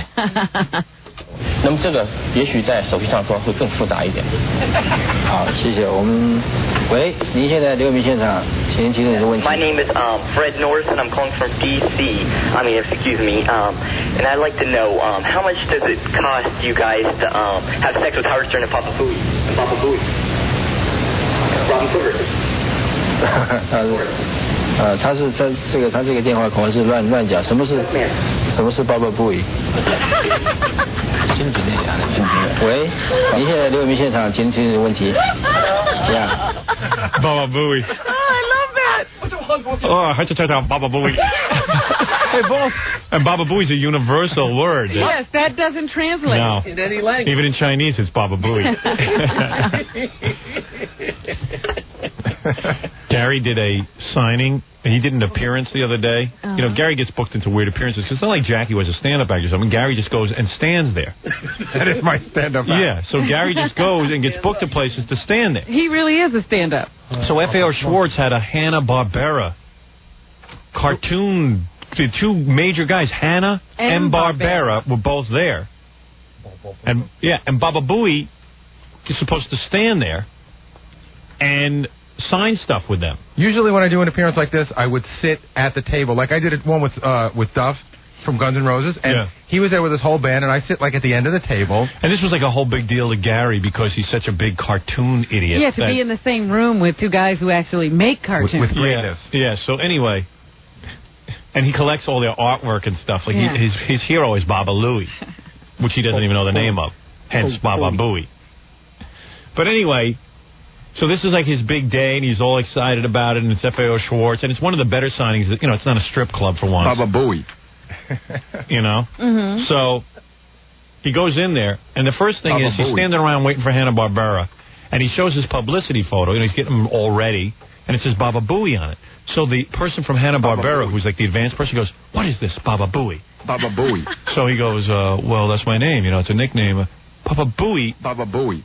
All of a sudden she started worrying about licensing and like it's her name and actually she found it laying around and she picked it up and started showing it to everybody. Do you know what this is? Do you know what this is? Do you know what this is? Yeah, all nervous. So I had to go there and say, well, that's my nickname. And she goes, well, what does it mean? What is it all about? Yeah, it sounded too much like Baba Louie. So now I had to sit there and explain the entire, you know, how I collect animation cells and how I accidentally said. So after Gary explains that, when Hanna and Barbera show up, they take Gary and say, you can't be next to Mr. Barbera and Mr. Hanna. So Gary's like crushed. crushed. They take him and put him in another department of FAO Schwartz. You're kidding. Away from the signing. Nobody knows he's in the building. Oh, no. And nobody knows he's in the building. Gary's crushed because it's Hanna-Barbera. What did they do? They pushed you away, right? Well, first it started where somebody... So you didn't even get to meet them? I did meet them. They introduced me to them for a second, but you know those guys, they don't know anybody. Yeah. I mean, they're just very gracious to everyone. So then they said, the people that hired me said, well, why don't you just sort of walk around and, sign pictures and stuff? So I'm like, fine. So then, like treating him like a dog. So somebody comes up and says, hey, we're going to put a table down right next to where Meanwhile, they you're are. better known than Mr. Hanna-Barbera. Well, they didn't do anything wrong. Yeah, they didn't do anything wrong? How about getting your people in check? So they put a How about coming out of your coma and saying, what's going on? Why are you throwing this guy out? So they put me, they put up a table. The people at FAO bring a table, and they put it right next to them. So one of the women that was there with them goes, what are you doing? And I said, well, I'm going to sign some pictures. The next thing I know, it's like, huddles and whispering and everything. And then the guy that was running the thing said, could you move down a little bit? They don't want you that close to Mr. Hanna. So I'm like, all right. Mr. So then Hanna. there's more whispering, and everyone's running around. The next thing you know, they're like taking the table down. So then the guy says, could you stand over there? So now I'm standing about 5 feet away from them. Can you go hang yourself in the toy department? On the ledge and jump? Yeah, right next to the Barbie dolls. So then he said, could you move over a little bit more? Then it was like, could you move over by the escalator? And then it was, could you go to the other side of the escalator? And then I realized I'm in another department. I am now nowhere near the signing. I'm in the dark. So what'd you do? Did you just sit there by yourself? I stood there and... Did anybody know you were there? Well, people would walk by and they go, hey, ain't you that guy from the Howard Stern show? And I go, yeah. And you're sitting at a little table? No, Robin, I'm standing. Oh, no. I was like a shopper. There was no table. They took the table away. They didn't even give you a table. No, I was standing Did there you stand there with your pictures? Yes. I was standing there with pictures in my hand. It's pathetic. That's sad. Hey, man, you should have fired off a letter. I would have left. He was so excited. He did leave. I know, and he was all excited about it. Oh, man. Well, like I said, I met those guys before. I don't know. I thought... Yeah, they were just using you just to get... Yeah, you did all those plugs. Well, that's what they wanted. They don't really want Gary there. They want the plugs. You could at least sit next to them. And then one of the guys comes over to me that's worked there and is sort of a big fan of the show. And he says, hey, would you like to get your picture taken with Mr. Hanna and Mr. Barbera? And I said, I'd love to, but you better check with all those other people because it looks like there's a lot going on. And he goes, well, that's okay. He walked over. I never saw him again. Yeah. Got swallowed up. Yeah. Keep that boy away. Keep him away. He wants to sign pictures. He's mentally disturbed. He calls himself Baba Booey. Get him out of here. Yeah. Baba Booey. I guess if you don't know who I am, I do look like a stalker. I took my press photo writing Baba Booey on a wall. Yeah, I don't know. It's weird. Baba Booey. Anyway, what was the one I was just going to play? That's the last one. All right, well, as long as we're into this, here's the last one. This is some religious channel. This is King of Cable again, the same guy who made the Chinese phone call. That was brilliant. Yeah, that is great. Let's go to Georgia, and this is Robert. Robert, go ahead. Hi, recently I joined a cult, and I think cults are a good idea because a bunch of us that have the same belief, the same religion are all together, and I don't find anything wrong with it. Cults are a good idea. I'm proud to say that I'm in a cult with cult leader Howard Stern and Baba Booey and Hong Kong Phooey. What, man? I hear ya.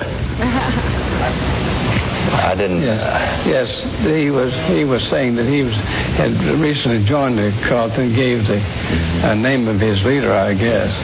And there are people everywhere who join and admitted they joined the cult.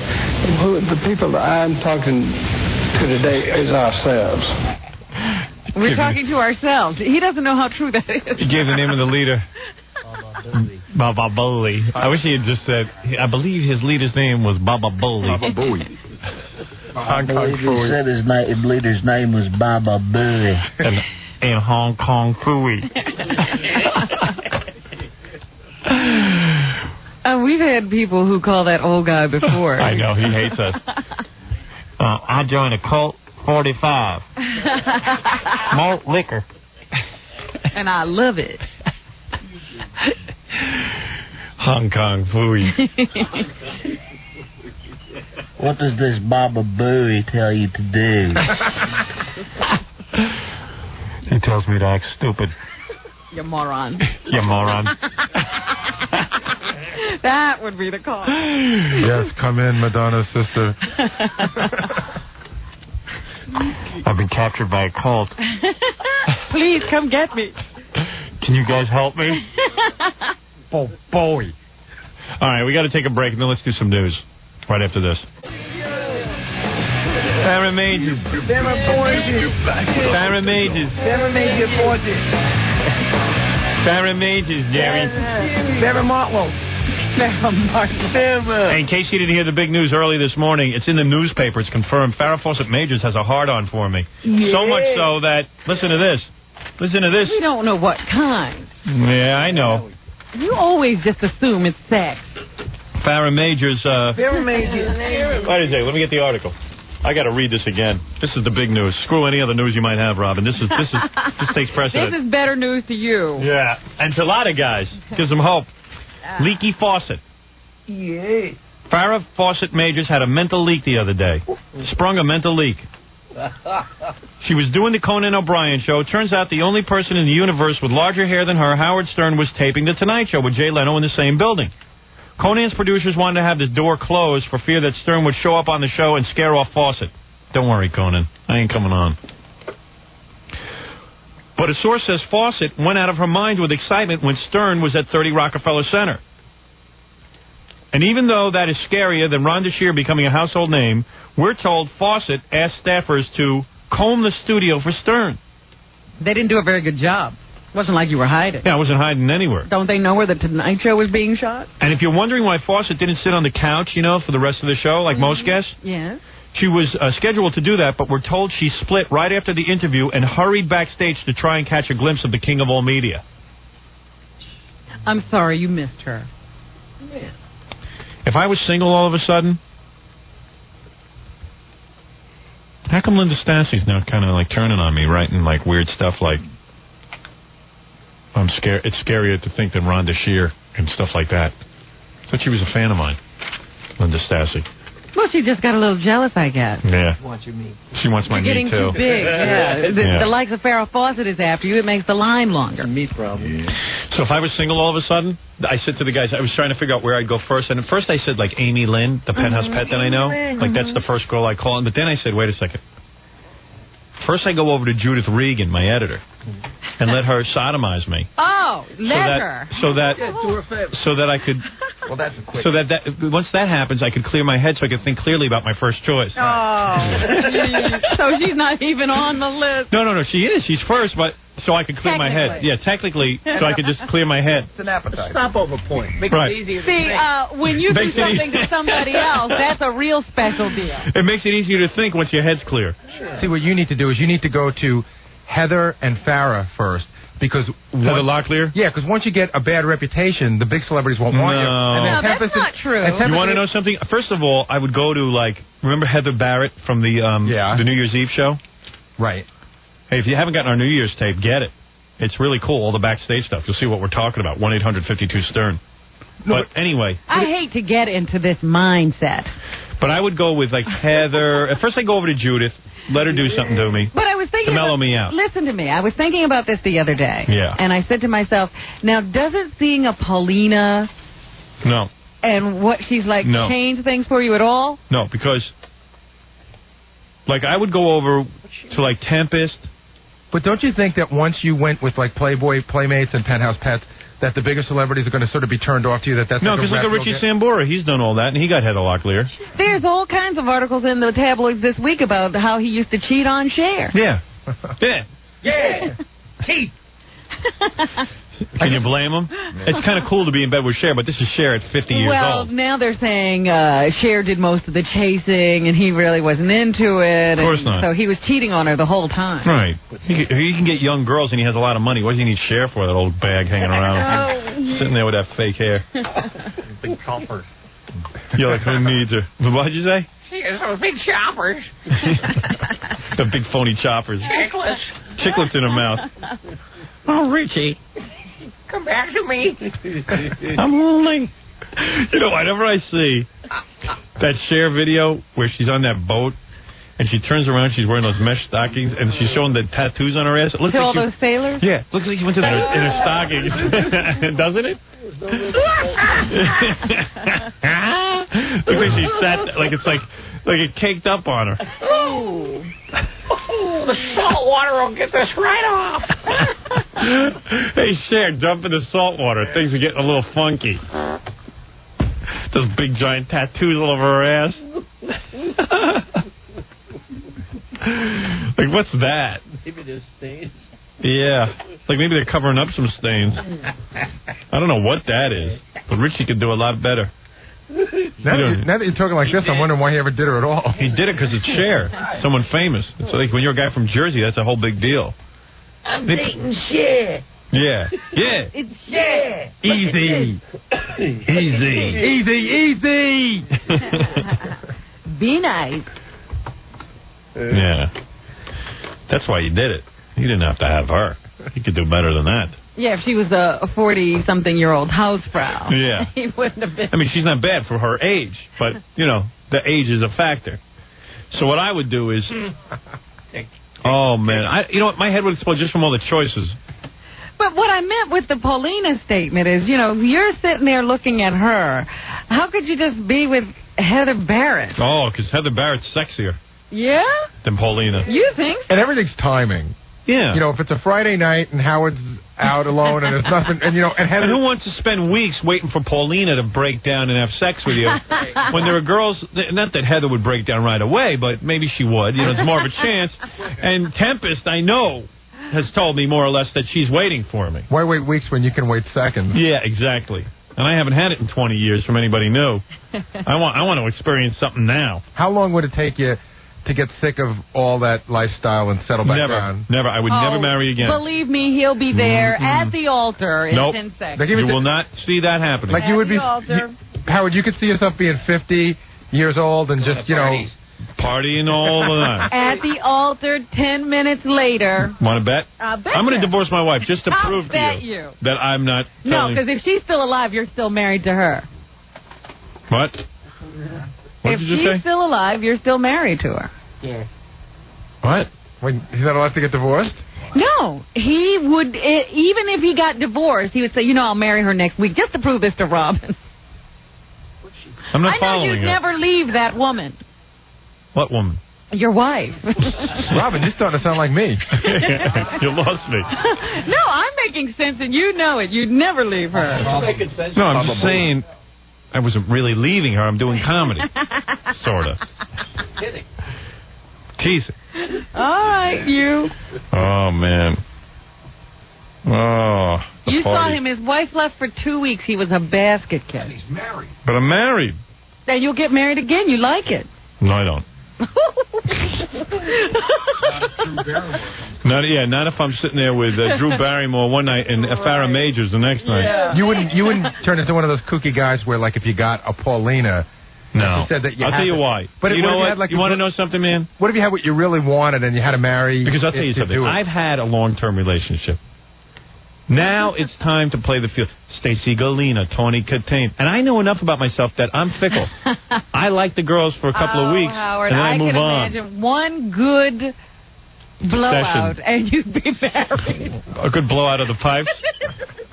I don't know about that. Because I know there's more around the corner. Oh, no. You go, this is it. This is love. Butterfly. So in my mind, let's say, okay, my wife just got cancer, all right? And she's dead. And she goes as fast as Jackie O. We keep telling the press, hey, she's fine, she's fine, she's fine. Recovering. She's recovering. But meanwhile, she's got non-Hodgkin's lymphoma. You're out looking for a box. Right. I'm shopping for a box in my spare time. Yeah, she needs to be juiced. So, first thing I do, my editor, Judith Regan, who's a hot little number, 40 years old, but hot as can be. Although she's not my editor anymore. She went over to Fox. When I was having all my talks with Fox, I used to go over and talk up Judith Regan. I didn't get the job there. She did. You talked her into a job. Yeah. I got her a job. Yeah. Yeah. Helped her. Yeah. Well, you saw the headlines in the newspaper. Yeah. Stern's editor gets a job. Standing on a rope. So, anyway, I'd go over there, let her relax me, so I could think clearly about which girls I wanted. Oh, that's so wrong. Would you tell her that? Relax me so I can... Yeah, she wouldn't care. She understands what I need. She doesn't want to be tied down either. She's going through a divorce. Listen to Fred. He's met her once. Fred knows. Fred's a very good judge of people. I catch a vibe, Robin. She is at the perfect moment. She's got just that great it's timing of great experience, and a great body. She's still not too old, but she knows how to do the everything. deal. Right. You better go to that. She knows the drill. Now, I wonder how all of you know this. Yeah, you know what? And I got to go right over there today because she could sour by tomorrow. That's right. If the timing's right now. At that age, you can really look bad in a few days. Expiration date. Yeah. Like milk. So I go over there and let her, let her do her thing to mellow me out. And then I'd sit down and really evaluate who would be next. And I think I'd go over to Amy Lynn's house. That's something I'd like to try. Suddenly I see your IBM smoking. You have like a little black book and have You would a not list. go to Amy Lynn's house. Why? You would meet her somewhere. Yeah, so I don't have to see the baby. Yeah.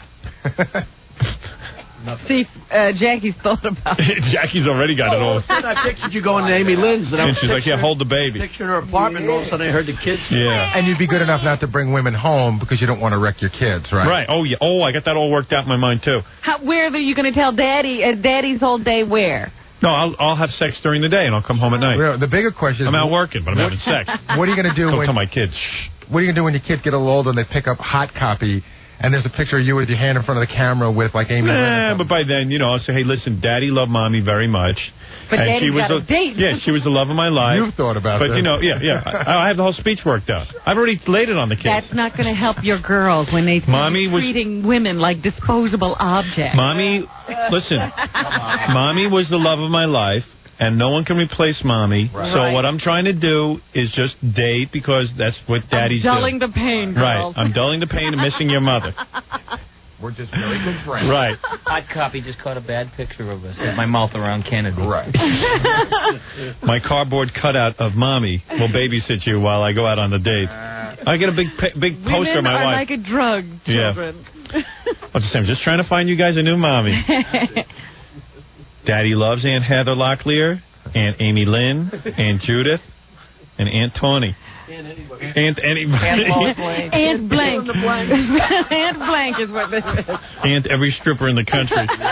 Yeah, why do all the women have breast implants, Daddy? Because that's what Daddy likes. Daddy begged Mommy to get them. Ironically, Mommy wouldn't get them. She was worried about cancer, and she got it anyway. You see, girls? So when Aunt Heather is with me, and Aunt Farrah Majors, just call her. How about just Aunt Vagina? Any daddy with a vagina is your aunt. Oh, man, what a party that would be. Oh, it's a shame you're not going to get to do this. My wife won't let me. I really feel bad for him. She's healthy as a horse. It doesn't even cough. Yeah. I thought women on Long Island get cancer. What, you got her under some power line? It's the water. I got to move near a power line.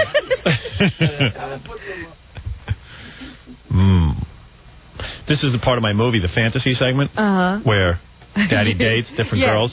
Mommy dies and Daddy dates. Mommy's on her deathbed, and Daddy feels awfully terrible, especially that he's now dating at the funeral. I'm now picking up someone at the... I'm bringing a date to the funeral. Jennifer Flavin. Hi, Jennifer. My name's Howard Stern. Oh, yes, I remember you. Yeah, when you were dating Sylvester Stallone, we spoke on the phone, and you were a wonderful interview. I'm wondering, would you mind accompanying me somewhere, a function? I have a function. I have a function I have to go to. Oh, really? What is that? My wife's funeral. I would like to date you at my wife's funeral. It's traditional. Yeah, the Sterns are like that. We're very cold people. How many nights do you sit shiva? Is it like a lot of nights? Well, I'm half Jewish. Would you bring a different date for every night? Yeah. You sit half a day. I sit half a day on those wooden benches. Then you're out of there. Like Jackie O, I bury her right next to Kennedy. That was great. That big flame going. Looks like a blowtorch coming out of the hole. Right, and nobody mentioned the Onassis family at all. What do they didn't exist. How do they keep that flame going? Like, what do they do? Tank up? Like? Yeah, I guess there's some guy who has to maintain it. That seems like a lot of money to maintain that stupid flame. I'm sure they have like a private fund. Can't we just get one of those light bulbs that looks like a flame? Yeah, one of those lamps. Video fire. Put a video there. Yeah.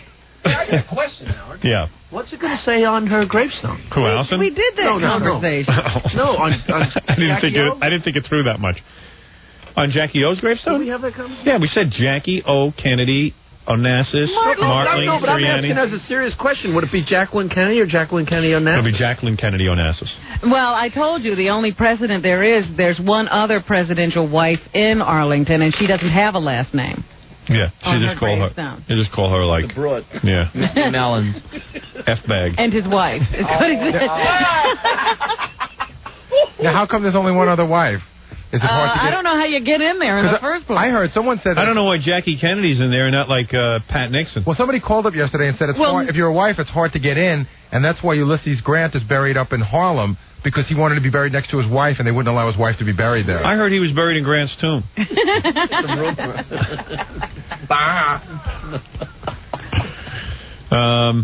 don't know. I don't know the answer to why Jackie Kennedy. Well, her husband once went to Arlington, and while he was standing there, said to her, "I could imagine resting here for the rest of for eternity, forever," or something like that. And well, so little did he know, like next week he was resting there. He was making a request that she'd be able to fill pretty soon. Yeah, I could be here the rest of my life. Get in. And so when he died, instead of taking him back to Boston or wherever they were from, that Cape, she requested that Cape place. She requested that he be buried among the people in Arlington, and it was her idea to have the eternal flame in the whole thing. Oh yeah, the eternal flame. Yeah. And then they decided to put Bobby there, and the two kids got put in there, so it's become the family. Bring them all. Yeah. Bring them all. Discount. Well, Joan Kennedy's wondering what happened. How come she's not at the funeral? She's not there. And how come Daryl Hannah wasn't at the funeral? She was. No, she wasn't. Yes, she was. Not at the Arlington one. Well, where did they get her picture? No, not at the funeral. It said in the paper today. You mean the burial? Yeah, I watched it on CNN. I didn't see She was Daryl at Hannah. the funeral. I tuned in to see what she was wearing. And she wasn't there. Maybe she had a commitment. Rollerblading. Yeah. She was rollerblading. Well, you know, they do have something in the paper today. She hasn't figured out how to stop, so he was going down the hill. About the photographer who took the picture of John rollerblading on Sunday. Yeah. And he said he can't even remember putting the camera up to his eyes. He was just so shocked. He just took the picture. He didn't even realize he was snapping. Those are real feeling people. Imagine on your mother's funeral, you're rollerblading to the funeral. You're so worried about that stupid working out, so you'll be the hunk of the month. So what do you want to do next? Hang glide? Yeah. Why don't you hang glide? Go to the World Trade Center. Why don't you hang glide into the funeral? She is dead. He's got to worry through. about his image. I'm an athlete. He's alive. Boom. He goes hang gliding right into the funeral. Crashes into the priest. Maybe during the wake we can rock climb. Yeah. Are they going to bury Teddy next to the eternal flame? Maybe I'll parachute into the hole and then climb out. They're going to bury Teddy right there, and then give him a hot foot so when he's full of alcohol, he'll burn for 100 years. He'll be his own eternal flame. His breath. Error. Fill me up with shivers. Now let me die. They'll light my eternal flame. Burn for 100 years. While your wick is on fire. Wait a minute, I'm a fourth low. Jackie O. Meanwhile, we're all alive. We got tons of problems. I like the people who stand outside the building. That's the best. Oh, they're incredible. And like Robin said yesterday, they stare at the window where Jackie O lived. They're not even sure which window it is, but they stare at a window. Just looking up. I guess they're waiting for Jackie O to wave to him or something, but she's dead. Yeah, I thought, well, maybe they expect the body to be pushed to the window and somebody will put her hand up. Yeah, like Weekend at Bernie's. What are they looking at? Hi. Throw her out the window to the crowd. The funniest thing was I decided to look up, too. What are they looking at? And there was a woman in a white uniform cleaning. It was like she was on one of the lower floors. There was like a lot of old black women had fond memories of Jackie O because they were so good to blacks. Yeah, well, that John Kennedy thing. He was into civil rights or something, they think. Yeah. You know what would really be sick? What? Well, I'm sure they're all looking up there, but I'm sure they don't know exactly what window it is. Imagine if you went in, like, the apartment blower. Put on a Jackie O wig. Right. I I said, what did they expect to be happening at those windows? Jesus. I don't know. So there's a lot of black people hanging around. They interviewed a lot of black people, which made you feel good. Maybe they just looked for black people and interviewed them. I don't know. They panned the crowd. There was lots of blacks, but old black ladies. Yes, they were very old. Mr. Kennedy was a good woman. But I noticed that in the things I read, they even invited the people who took care of her in the hospital. Technicians and nurses and aides and stuff. They got invited to the funeral. Oh, really? Yeah. Oh, that's cool. Because it didn't seem like a lot of people were at the funeral. 700. Really? Because are you talking about in Arlington or in New York? In New York. Oh, yeah. The one in Arlington was like just for family. Yeah. Teddy Kennedy had a young wife alongside him.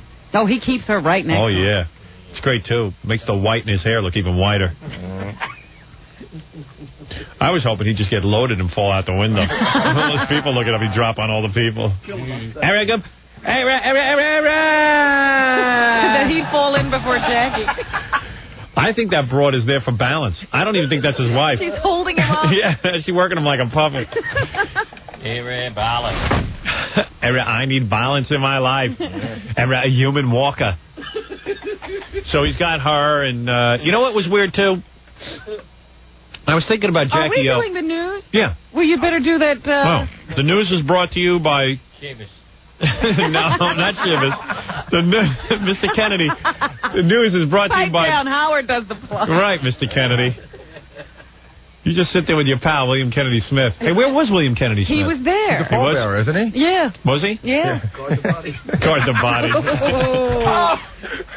The body isn't that cold yet. Hey, Aunt Jackie, you look pretty fine. Put a blue dot over. Yeah, I was going to say, just blue dot her head. Yeah, he was cleared of all charges. Anyway, today's news is being brought to you by Budweiser. Proud to be your bud. Now let's get back to the tasteless jokes. Before I forget, we've gotten a lot of calls, but this is the only woman I could convince to come on the air. But people have really been getting riled up about the way you've been treating Jackie O. Why? She's beloved. Because they feel that you're not well, she'll tell you. Aw, come on. Have a sense of humor. There's some funny aspects to this. No, there's not. I didn't kill her. No, I know you didn't, but I mean, in the meantime, you don't make fun out of the Kennedys. What's wrong with you? Don't you realize that there's an era gone, Camelot is gone, Kennedy is gone, and now Jackie O? That woman held this country together for 4 days after he was assassinated. Wrong. Why are you making fun of her? Well, first of all, I'm not going to sit here and pretend that this funeral stuff isn't funny. I find funerals very humorous, the way we carry on and the way that we sit there and sort of eulogize someone and make them greater than they were. First of all, even that stiff Nancy Reagan. Could you lower your radio, please? Yeah, just a minute, please. Okay, nothing funny about that. Yes. You there? Yeah, turn off the radio. Yeah, right. Turn it off. All right. First of all, that Nancy Reagan, even she had Just Say No. Betty Ford even had the Betty Ford Clinic. Everybody sort of had an agenda. Mm-hmm. You know what Jackie O's agenda was? What? To fix up the White House so it was nice for her to live in. Yeah, well, that was for people to see, too. You can go to the White House and see it. It's better but than what is that doing for anybody? That doesn't do. Mrs. Roosevelt had plans and game. All she did was fix up the White House. I'm not going to sit here and pretend like she did. What do you mean she held the country together? The country wasn't going anywhere. No, we had a president. We had a president, LBJ. Give me a break, that idiot. Well, but we had a president. Yeah, after John was killed. What I'm saying is she... What do you want from me? Jackie O water skied in Greece. We were talking about the 4 days we had a president. What did Jackie O do? I'm not talking to you, Robin. I am talking to Howard. Mind your business. She's right. Jackie O water skied in Greece. What a patriot. What a patriot. I'm not talking about her personally. Then, after the why great... must you make fun out of all of them? You make fun of the John. You're always making fun of John Kennedy, my president, that his brains are hanging in her lap. I mean, how would you know? His brains are hanging in his lap. Yeah, are you putting me on? So Jackie, come on. You don't do things like that. Jackie was an interior decorator. We know that. Okay? Fine. Then you're telling me not to make fun of John, who took the bar exam 3 times. Right. Then and he's rollerblading to the mother's funeral. You talk about disrespectful. Come on. With that Daryl Hannah. What? Yeah, Daryl Hannah. Big deal. Yeah. Big deal. So he's with her. What's that got to do with anything? Shows up sweaty to his mother's funeral. Why are you so offended? Yeah, what are you offended about? I just don't like the idea of the way you're talking about them. What do you mean? I'm talking honestly. In your opinion, but don't you realize that there are some people that liked the woman? I liked it too. Jesus, I'd hate like hell to see if you disliked her. You should see what I say about people I don't like. I could imagine. I've heard you. I listen to you every day. I've heard you. Hey, who is the lucky man that gets to be married to you with a voice like this? I haven't found them yet. Yeah, I bet you haven't found. You will never find a husband. Yes, I will. How old are you? 62. Yeah, and you've never been married, right? No, I have. You have been? Mm-hmm. And what happened? Your husband died? Yes. Yes, he did. And please don't make a joke over that. The words were just coming out of my mouth. Yes, I know it was. That's why I said, please do not make a joke. He didn't die of a hearing problem? No, he did not. After listening to that voice, maybe he poked his own ears out.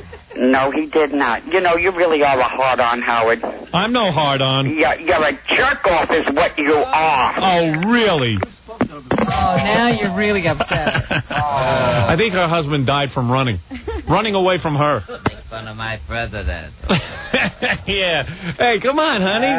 John, and make fun of them. Then Camelot. Camelot. You're the furthest thing from Camelot with a voice like that. She can still hear those screams. LBJ, I have to have a Bloody Mary. What are you calling me for, you old bag? How dare you? How dare you? Where's your husband?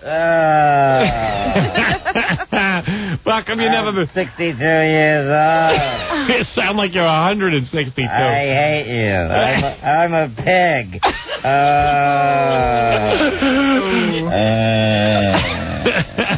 Now, you don't have to say she's a pig. No wonder guys cheat. No estrogen left. You sound like you got a deeper voice than a guy. Leave my president alone. JFK is dead. I wish Jackie you would call O back. is Why dead. did she hang up? Oh, and I only have 2 cottons of cigarettes left. She should be here to defend herself.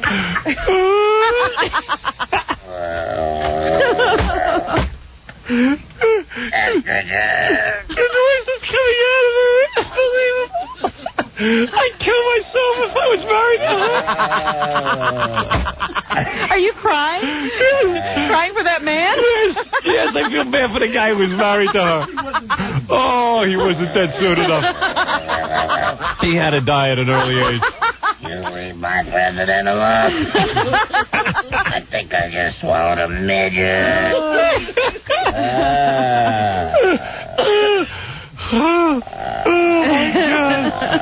Oh, my God in heaven. Oh, I got to take a break. Yeah. Well, she's worried about Camelot. She's using words like jerk off and hard on. Camelot is over. Camels. Oh, she got camels. Yeah, maybe she meant she ran out of camels. She likes camels a lot. Yeah. You're a hard-on, and I haven't seen one since 1939. Imagine that lady. She's worried about, she wants the Kennedy magic, and Jackie O's classy, and Camelot. She's calling me a jerk-off. You're a jerk-off. Jerk-off hard-on. Oh. Popeye. And look at her. She's identifying with Jackie O. I admired her. Jackie O is up here. She's somewhere down here on the list. She identifies with Jackie O. Jackie would have had her over to the house for high tea. He's not far behind. Hey, if you admired her so much, lady, why the hell do you sound like a man? Sound like Godzilla. I have a good job. I do phone sex. Robin, let's take a break. And that woman held this country together.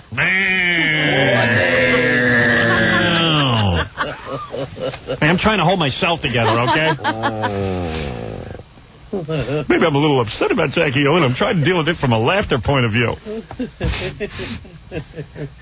I don't think she was really upset. When she really got upset, she hung up. Yeah, when I made fun of her great man. Yeah. Meanwhile, the guy probably couldn't stand her. I can't wait to die.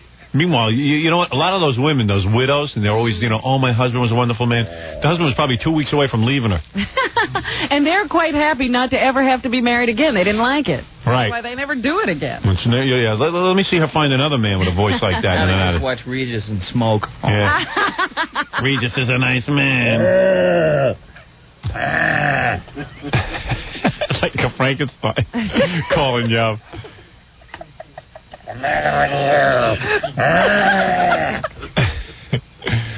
All right, let me take a break and we'll do the rest of the news. We've already covered Jackie O. Well, not really. Wow. There were a few other things I wanted to hit. All right, when we come back. For that woman. Yeah. Jackie O, good.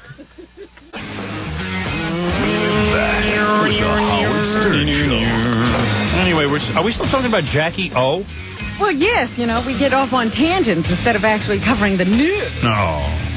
I just wanted to talk about the guest list. Yeah, now who was...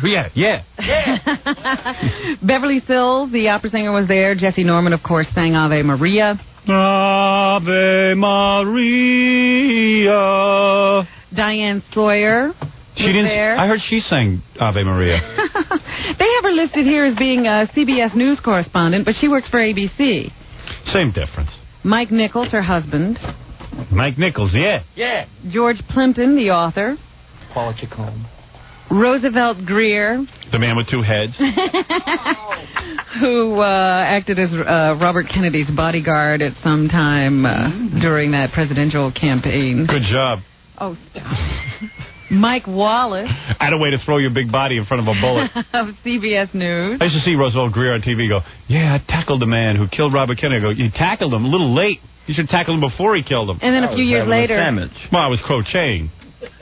Yeah, he was doing needlepoint. Yeah, I was having a sandwich. I was having a sandwich and needlepointing when the president was shot. I almost dropped his ditch. The senator. Hot diggity doggity. Bill Moyers. Bill Moyers? Who is he? He's a news person. I always hear his name. PBS. I never see him. He used to work for CBS, I think. Now he works for PBS, and I think Jackie Kennedy edited one of his books. Real successful. He was also a Kennedy speechwriter. Walter Cronkite. And Carly Simon. Dumb. Carly Simon. How'd she get in there? Of course, Edward Kennedy was there, Ted. Lee Radziwill. That's how, I heard someone on the news say, Jackie Kennedy's sister's name is Lee Radziwill? It's Lee Radziwill Ross now. Lee Radziwill. These people live in another world, I think. Lee Radziwill. That's worse than Sirianni Martling. Well, she was a princess for a while. Princess Radziwill. Princess Lee Radziwill. No, see, it was Princess Radziwill. Her name happens to be Lee. Oh. That's the title she got or something when she married some prince. Princess Radziwill. Victoria Kennedy, Teddy's wife, was, of course, there. And then Ethel was along. They had a bunch of the kids there, and a lot of them acted as pallbearers. Ethel looked beautiful. Arnold Schwarzenegger was there with his wife, Maria. Hey, Rick. Ave Maria. Bobby would have still been with Ethel, I'm sure. And all of the womanizing family. Kennedy girls were there. Jean, Patricia. You're young and you're clean. John Glenn was there. John Kerry. Both senators. Senator Daniel Patrick Moynihan from New York was there. Well, what's he doing there? I thought he's in hiding. Pell. She surfaced at a funeral. A lot of cabinet members who were in the Kennedy administration were there, including Pierre Salinger, who is the press secretary to JFK. Pierre. Brooke Astor was there. Vernon Jordan was there. Rudolph Giuliani, mayor of New York. Former mayor David Dinkins was there. David Rockefeller, former president of Chase Manhattan Bank, was there. Oh, the whole Trilateral Commission. Peter Duchin, the Society Orchestra leader. The Mystic Knights of the Sea. And Jan Winter. Oh, wow. How did he get in there? Rolling Stone. Boy, he's really networked himself into society, that Jan Winter. No wonder he wouldn't talk to me when he saw me in public. Did he really snub you? Yeah, well, he just went, hey, Howard, and he walked away. Oh, where was that? He just talks to me on the phone where people can't see us. I'm like a dirty girlfriend. That was at that stupid show with, the Sting in the Rainforest. You saw him there? I didn't see him. How could you? He just tapped me on the shoulder. Howard, hey, and then Jan Winter, and then ran away. Oh. He didn't want any of his fancy friends to see me associating with him. So anyway, just to give us a little feel of what it was like to be at the funeral, here are the words spoken by John. Each of the Kennedy kids read something that was a favorite of their mother's. John read from the book of Isaiah. Yeah. And boy, what a read on this kid. I never heard anybody read in such a glorious monotone. Choosing the readings for these services, we struggled to find ones that captured my mother's essence. And three things came to mind over and over again, and ultimately dictated our selections. They were her love of words, the bonds of home and family, and her spirit of adventure. Say something about your mother.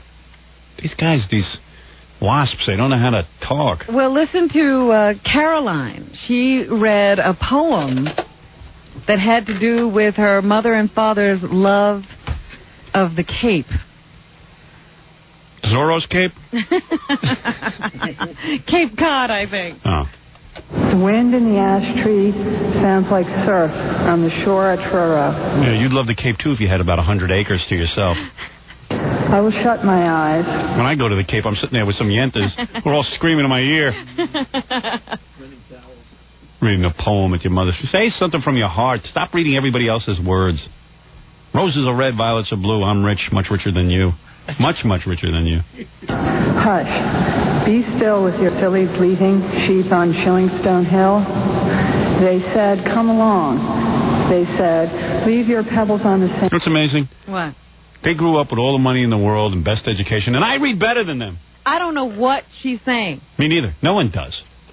Does she really understand this poem? The boy stood on the burning deck. Hush. I thought she was hushing the crowd. Hush, she said. And come along. It's long after sunset. The mosquitoes will be thick in the pine woods along by Long Nook. The winds died down. Imagine you get a nice shot like that. You must be in front of 18 billion people. You know what I'd do with a shot like that? I'd be singing and dancing. That's better than 50 Tonight shows. They said, leave your pebbles on the sand and your shells too, and come along. We'll find you another beach, like the beach at Truro. Let me listen to the wind in the ash. It sounds like surf on the shore. Wow. Boy, Mom must have been really moved. I think she's laying on her side now. I wonder if she's that exciting in bed, Caroline. Mama Lucian. And then Maurice Templesman got to say his own goodbye. He read Jackie's favorite poem and then added a verse of his own. Looked like the rest of the Kennedys were a little annoyed with him. You think? It's the Jew. As you set out for Ithaca, hope your road is a long one, full of adventure, full of discovery. Like Sigonians, Cyclops, angry Poseidon. Cyclops? Don't be afraid of them. What's he talking You'll never about? find things like that on your way. As long as you keep your thoughts raised high, as long as a rare excitement stirs your... Say something from your heart. You hung around with the old crow for 100 years. Say something about her. There once was a man from Nantucket. Is he the Wizard of Oz? At least he put in his own verse. I love you. Something from the heart. The Cyclops was on the beach. Yeah, what is it? The Cyclops. The wine-colored scene in the Iliad. Spirit and your body. And now, the journey is over. Too short. Alas, too short. It was filled with adventure and wisdom, laughter and love. Where did he grow up? I guess he worked on that accent. Yeah. Anybody remember laughter? Oh, laughter. Does anyone remember laughter? Great. So, farewell. Farewell. Farewell, Cyclops. Farewell, Cyclops. Farewell. I only saw one eye on your head. Goodbye, Tin Man. The corn grew high. The motorcycle tuned. The beach is hot. And and ye shall now disintegrate slowly into the bush. Push in the bush. Goodbye. Goodbye, Jackie. Goodbye. We'll miss ye. Ye of little faith. What was that?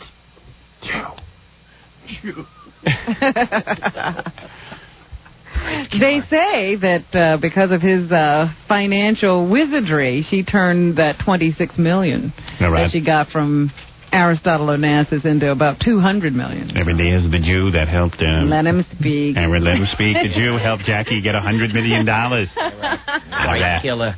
Yo, bagel boy. Christ killer. How about doing that for me? Let's bygones be bygones. How about you take up with me now and make me $100 million? My kids are going to have to work. Boy, that guy really knows how to make money. I guess. He turned her $27 million into $100 million? 26, they say, into $200 million. That's better than Jesus turning water into wine. I understand he's like Jesus. He can turn 26 into 100. Fantastic.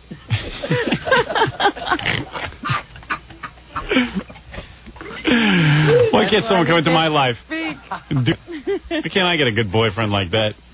Maurice Templesman. He might have been a Jew, but he turned the 26 into 100. Whoever would have thought Jackie O would have ended up with a Jew? First a Greek.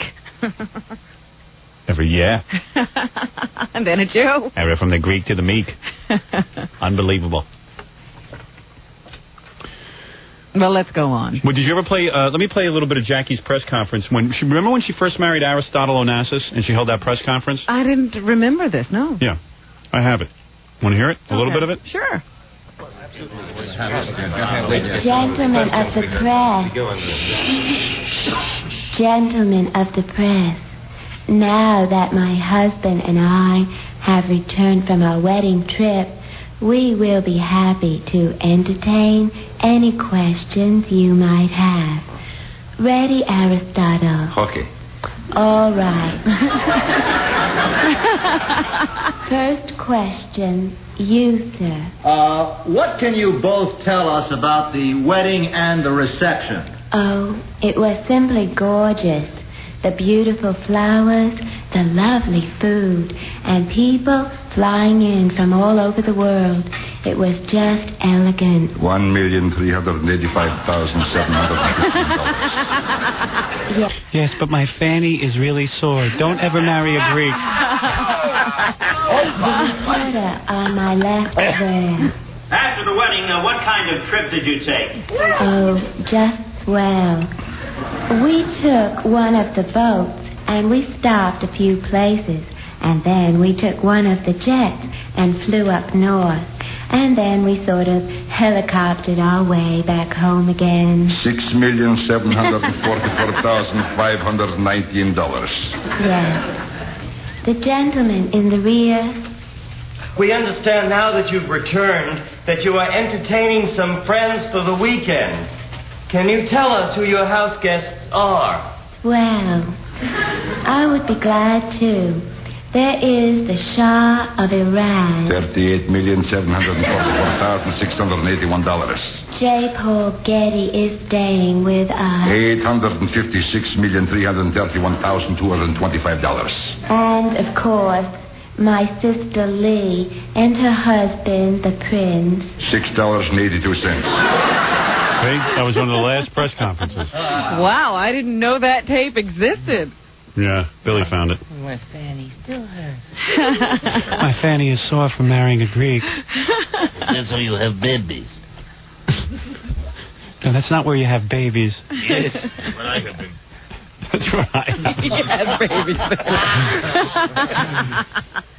All right, let's go on. Yesterday, the Donahue Show finally aired the Khalid Muhammad appearance. Khalid. Wow. On the show. I watched it. That guy is bald, but I said to Robin, his head was the shiniest head I ever saw. She said that's from sweat. Well, I said he didn't probably get any makeup at all.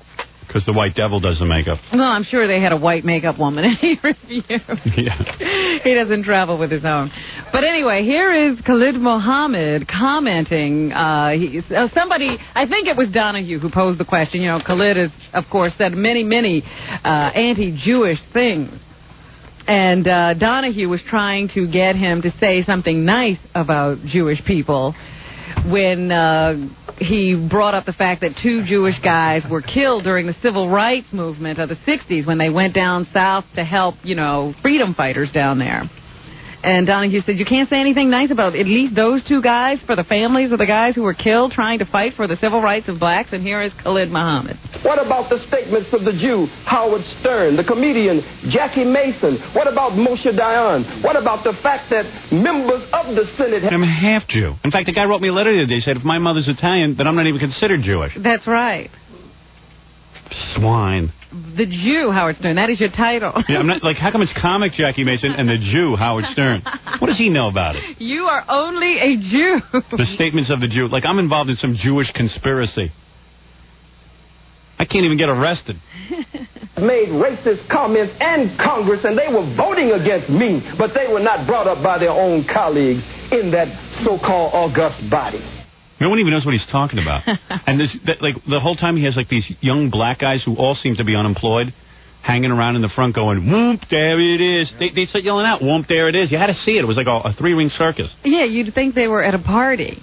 And there was a bunch of babes, too, that were into... They called him Dr. Muhammad. Then he became a doctor all of a sudden. Oh, yeah? Yeah, Dr. Khalid Muhammad. You were watching much closer than I. Yeah, I was in between phone calls. What is it, Stuttering John? Why are you running in here like a madman? I'm sorry. I just thought I'd just let you know how it went over at the Jennifer Flowers press conference. Oh, you were at a Jennifer Flowers press conference? Yeah, we sent them over to ask some questions. How'd it go? It went. I really pissed her off, man. Really? She started flipping out. What'd she do? She yelled at you? Exactly what I'm talking. Because like right before I started, she goes and like at the end of her closing statement is, I don't want any absurd questions or anything involved with. Whatever, Laura, what's that lady's name? Laura Jones, whatever? Paula Jones. And then... She doesn't want absurd questions, but she's a woman who gets up on stage and says, look, my claim to fame is I've had sex with the president. Yeah. And now I'm going to play you the tapes of our telephone conversation. They never seem to go anywhere. They never seem to say anything conclusive. No absurd question. Yeah, no absurd question. We should take this all very seriously. So did you get it on tape? Yeah, so the first question was just like, boom. What was the first question? I forgot. Are there any, what distinguishing features are on Bill Clinton's penis that, Laura, whatever, Paula or Jones can, Paula. And she flipped out? Yeah, that's exactly what I'm talking about. I don't want any of that. I'm going to cancel this press conference. Oh, so who cares? Cancel the press. Like you're going to learn something. Yeah, like something big's going to happen at the press conference. But oddly enough, I really got the whole press mad at me. Really? So how many questions did you ask? About 7. Oh, cool. Good. You should wait till you see these questions. I thought the press was behind you on this. Not this thing, that John Kennedy, man. People are into that one, with Laura. What? Laura, I mean, with Jackie O, What? What I asked about was, do you think Jackie O should be buried next to John Kennedy? Yeah. The whole place, boo and hiss. What do you mean boo and hiss? Boo and hiss. Kid's a retard. You don't know what he's asking. Consider the source. Yeah. Calm down. Do you think Jackie O should be buried there? Wow, that's controversial. All right, we'll play that tomorrow. I can't wait. Robin, wait till you hear these questions. I love it. You're going to love it. Well, again, it's probably tomorrow when you're reading the newspapers, most of the articles written on Jennifer Flowers will be based on the answers to Stuttering John questions. Yeah, and they won't credit us. It always takes the press a day to realize they got good stuff out of it. Yeah, and they won't credit us, or they'll say some buffoon asked the following questions which were really inappropriate, and then they'll print everything that he asked and what she answered. He wrecked the press conference. Yeah. It's funny because right when I was leaving, every press comes and asks me where I'm from. Yeah, of course, because you're the only one making any news there. She needs you. She'll hire you. She should never have a press conference without you. The day she should be afraid of is when you don't show up. Well, what else is in the news? The Denny's restaurant chain is going to pick up the tab. They got into trouble a while back. There were some reports. They didn't feed the blacks, yeah. Yeah. Why don't they feed the blacks? Yeah, why? That they weren't treating black customers equally. Well, now they're going to pay $45 million to settle pending lawsuits. Yeah. Yeah. How much? $45 million Who gets that money? The blacks. A group of black plaintiffs in San Francisco? And a group of 6 black Secret Servicemen. Wow. Wow. That's a nice little payoff. You would think Sambos wouldn't feed blacks. But yet it was, ironically, it was Denny's. What do you mean Sambos wouldn't feed blacks? Because does a Sambo sound like a racist kind of name? Sambo? It definitely is a racist name, but it's a name for blacks. You'd think only blacks would eat there. No, I think blacks are not into it. Yeah. Did you go to a place called Sambo's? There was a place. There was a chain called Sambo's. Yep. It still is. I think if I have been there. No, it turned into Denny. Oh, did it really? No, it didn't. White Devil hamburger. Sambo. That was so insulting to black people. Imagine a place called Jewy Jews. Kike Burger. Kike Burger. Jackie's starting one up. Sambo. Oh, let's see what else is going on. Oh, we were just talking about Khalid Muhammad. Minister Louis Farrakhan says he's got plenty of nothing. This is George Rush. I'm reading his column. And judging by his brand new tax-free $123,000 Mercedes... Oh, I read this. Nothing is plenty for him. 2 weeks ago, Farrakhan sent 2 of his faithful into Chicago to pick up a car that would befit the head of the Nation of Islam. He got himself a nice big Mercedes. They selected a 2-door SL 600 Roadster. Which is the most impractical car, at least if the Nation of Islam was using all those poor people's money to buy cars. You think they'd buy at least a 4 or 5-seater. They bought a 2-seater Mercedes. It has a cellular telephone, a CD changer, and it's a convertible. He's a man of the people. Yeah, Farrakhan, a man of his people. 12-cylinder engine. Oh. I must look good in front of my people. Because being the head of the Nation of Islam is important. Meanwhile, you know where they get their money from? From donations from poor black people. Give the money to some Harlem mother. When Khalid Muhammad was screaming about reparations from the government, I said, where do you think he would have that money going? Yeah, to Mercedes. Phonies. First, they found out when they decided to write up the little bill for the car that they were dealing with a man who belonged to a not-for-profit organization. Yeah, they weren't charged tax on the Mercedes. So there would be no sales tax. Isn't that a great scam? I would love that. I got to start a nation of something. A savings of more than $10,000. Yes, brilliant. Well, if I start the Nation of Sternland... They also informed the dealer that the minister would only be putting down $23,000, and he would like to apply for a Mercedes-Benz auto loan. Yeah. Normally, an applicant must submit a financial statement of assets and a tax return. But Farrakhan presented something a little bit different. He just said, in the name of Allah, the beneficent, the merciful. Beneficent. I've obtained. He was anointed to his position by the Honorable Elijah Muhammad. This is all the proof he showed of an ability to pay for this car. He just said, I'm the head of the Nation of Islam. I was appointed by Elijah Muhammad, and with the grace of Allah, I'll be able to pay. And they let him offer that? Yeah. Wow. So he got himself a Mercedes. He says Allah has promised him a great reward. More Mercedes. And he'll be able to pay. Allah, drive the car out the door. So you're telling me that if I declare myself the head of the Nation of Jizlam, all right, and I set up a corporation and everything, I don't have to pay taxes anymore? That's right. If you say I don't make a profit, I just collect donations. Right. To do good work. Do good work. I'm the head of the Nation of Jizlam. Anybody want to send me some money, feel free. His followers make contributions for him and his family's support to a treasury called the Number 2 Poor. In the past year, the Number 2 Poor account has received over $1 million. Wow. Well, good. All those suckers paying them off. Go for it. Who cares? Who cares? Well, you know, Mercedes-Benz, look, we don't want an incident here. Just give him the car. Get him out of here. He's going to boycott us. That's right. Intimidation. We'll have pickets. You know, they'll be like, stink. Just give him the car. So anyway, there's where your Nation of Islam money is going. Not my Nation of Islam money. You know you give donations. I do. I'm a big fan of this. He tricked me again. The GOP has picked a candidate to run against Governor Cuomo, who surely will be the Democratic nominee, and Howard Stern, of course, who is running on the Libertarian ticket. Do you notice in the paper they never mention me? They just say the Republican running against Mario Cuomo. So far, they have been able to ignore you, yes. Yeah, I represent the third largest party in the United States, and I'm not mentioned. Senator George Pataki. Senator? I guess he was a state senator at one time. He's now a farmer up in Putnam County. And they say I'm not qualified. I'm changing my name to Kennedy for the election. Howard Kennedy. Yeah, you must vote for me. A vote for every vote. He got 72.4% of the vote at the Republican convention. How much? 72.4% at the convention. Wow. You got 87%, didn't you? Yeah. Of your convention vote. Yes, I did. I'm proud of that. Of course, I loaded the stadium with my people. Well, don't you think he did? Yes.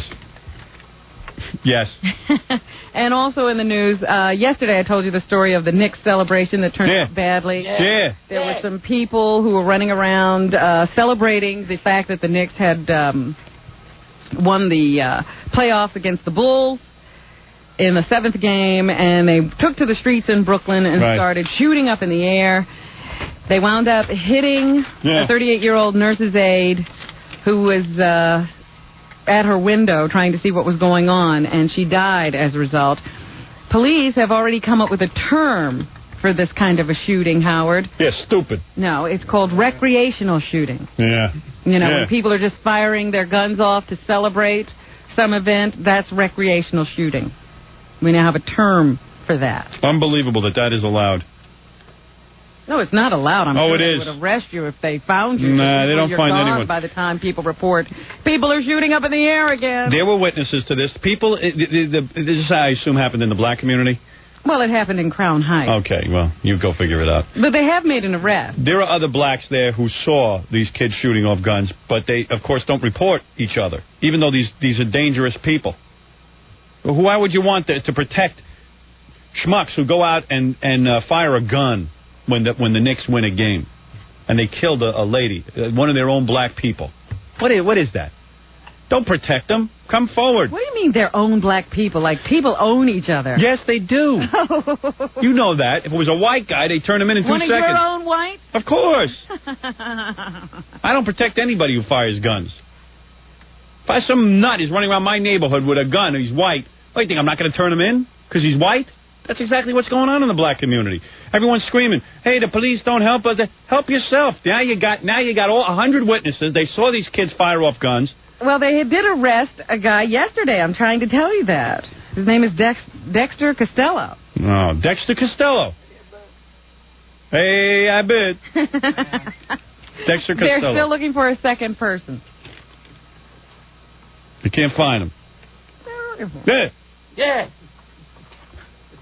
Not only you have signed a movie deal, Howard. Who else? So has Barney. Yeah. The Barney. Purple dinosaur that has become so popular with children ages 1 to 3. He's a dick. Has signed a deal with Warner Brothers and David Geffen. That's a good movie. That must be really exciting. He was being wooed by a half dozen studios, including Disney, according to Variety. Not Disney, but other ones. David Geffen said that Barney is the Elvis Presley for the 1 to 3 year olds, and that's why he wants to be involved with him. That Barney is so boring. I tell you, I watch it with my youngest daughter. Yes. Didn't your wife take them to see Barney? I tell you, I mean, at least Bozo had some edge to him when I was a kid. Barney makes Bozo look like a serial rapist. At least Bozo got a little edge. My daughter spit at him. Oh, stop it. Yeah, I took my daughter to see, but we got lousy seats because of Baba Booey. There's going to be a Kurt Cobain movie. Yeah. It's going to be made from the unauthorized biography, Never Fade Away. Efforts to get a hold of the authorized biography for the movie have been blocked by the family. Yeah. The Kurt Cobain story. How does it end? Very upbeat, I think. You're going to change the ending for Hollywood. Look at this deal that Rupert Murdoch made the other day. Yeah, this is good. For $500 million, he bought into a company that owns 12 television stations. Right. That means that Fox will have now something over 100 stations and affiliates across the country, which will indeed make it a true fourth network. These new stations will have better coverage than the stations Fox currently has broadcasting in those areas, and will really put Rupert Murdoch's fourth network on the map. At any point does he go like, maybe I don't have enough money to buy this? I don't think so. I don't think there is a limit to his wealth. Did he just pay like $1 billion for NFL rights? Yeah. And now $500 million to, and I asked him for a measly $20-30 million, and he didn't have it. Well, he knew he was going to make this deal. I was at bargain price. He was budgeting. I guess. He got money for everyone. Me, I walk in. I don't have money. We went bankrupt.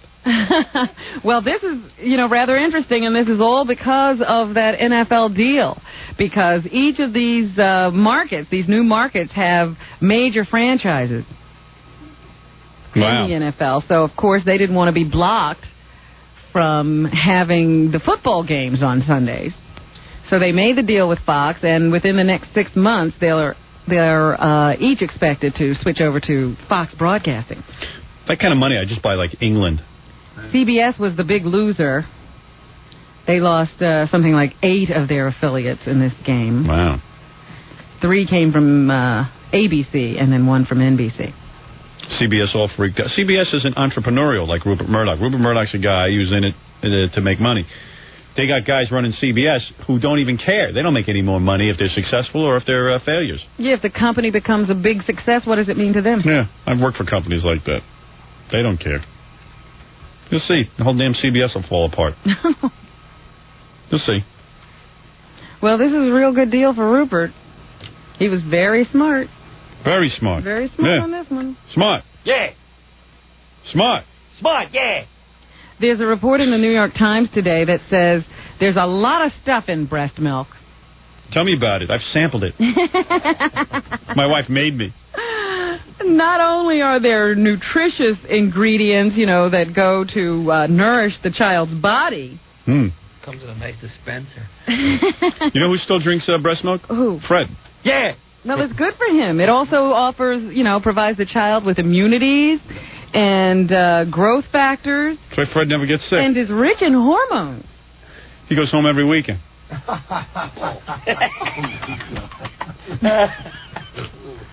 It's good for pigs, too. I saw a woman breastfeeding a pig in Africa. Dear. So, when people say that, they have been saying that over the past couple of years, the number of women breastfeeding their children is falling. Yeah. And I was wondering, your wife sort of wanted to bail out early on this last kid, right? No, she breastfed until the kid stopped. Yeah. Kid stopped after a week.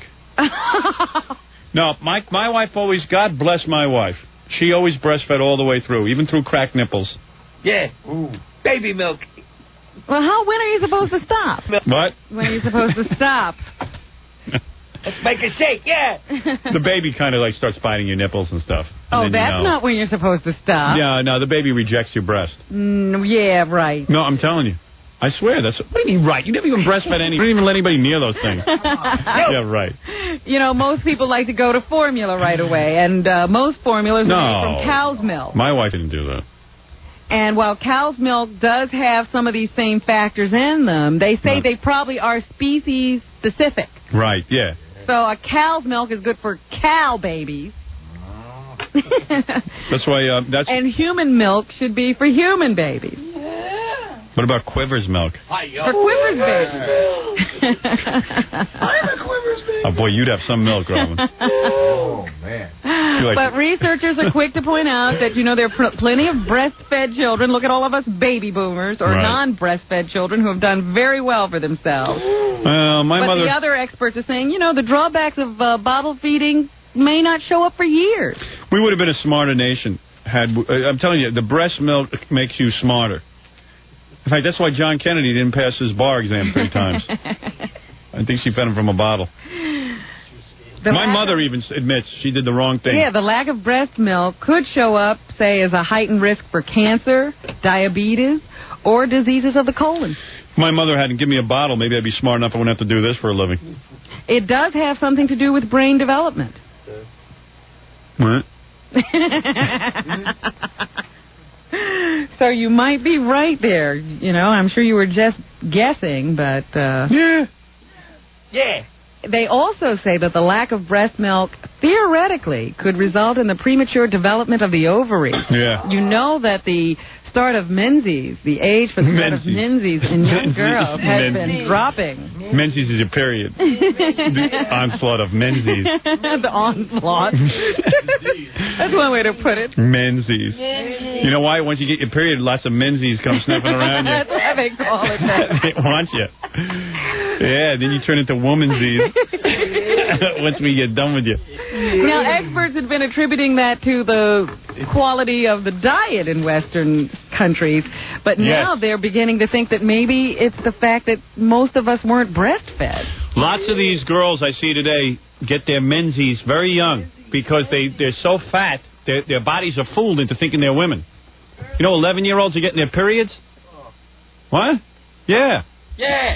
Isn't that the normal age? When is the normal age? No, you're supposed to wait till like you're 13. But the menses comes on early because of the fat from all the diet, our fat diet. In Japan, they don't have their menses till they're like 19. No, they're saying it's probably because they weren't breastfed now.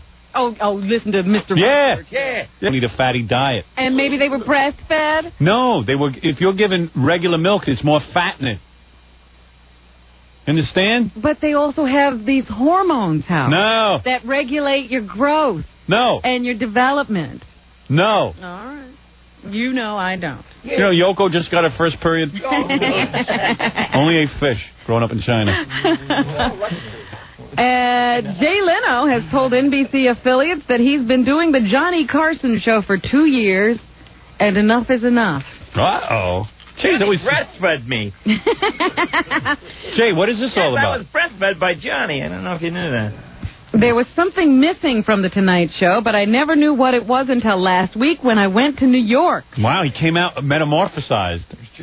We were doing Johnny's show the way he did it, in the place he did it. When I went to New York, we did the show like it was in a club. Look at Jay learning. And that's what he expects to do from now on. Give me a show. I ain't going to learn. Using some of the design changes in the Burbank studio to help him out. He'll also head to Chicago for the November sweeps. And he wants to travel to other cities during future sweeps periods. Really? Network, yes. So he feels that traveling... Yeah, Johnny never traveled. Is one of the keys. Yucca, I won't travel. Yucca doo-doo. Yucca pucka.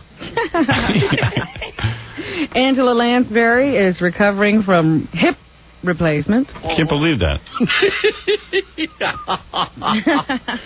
She seems so healthy. We wish her well. Help me.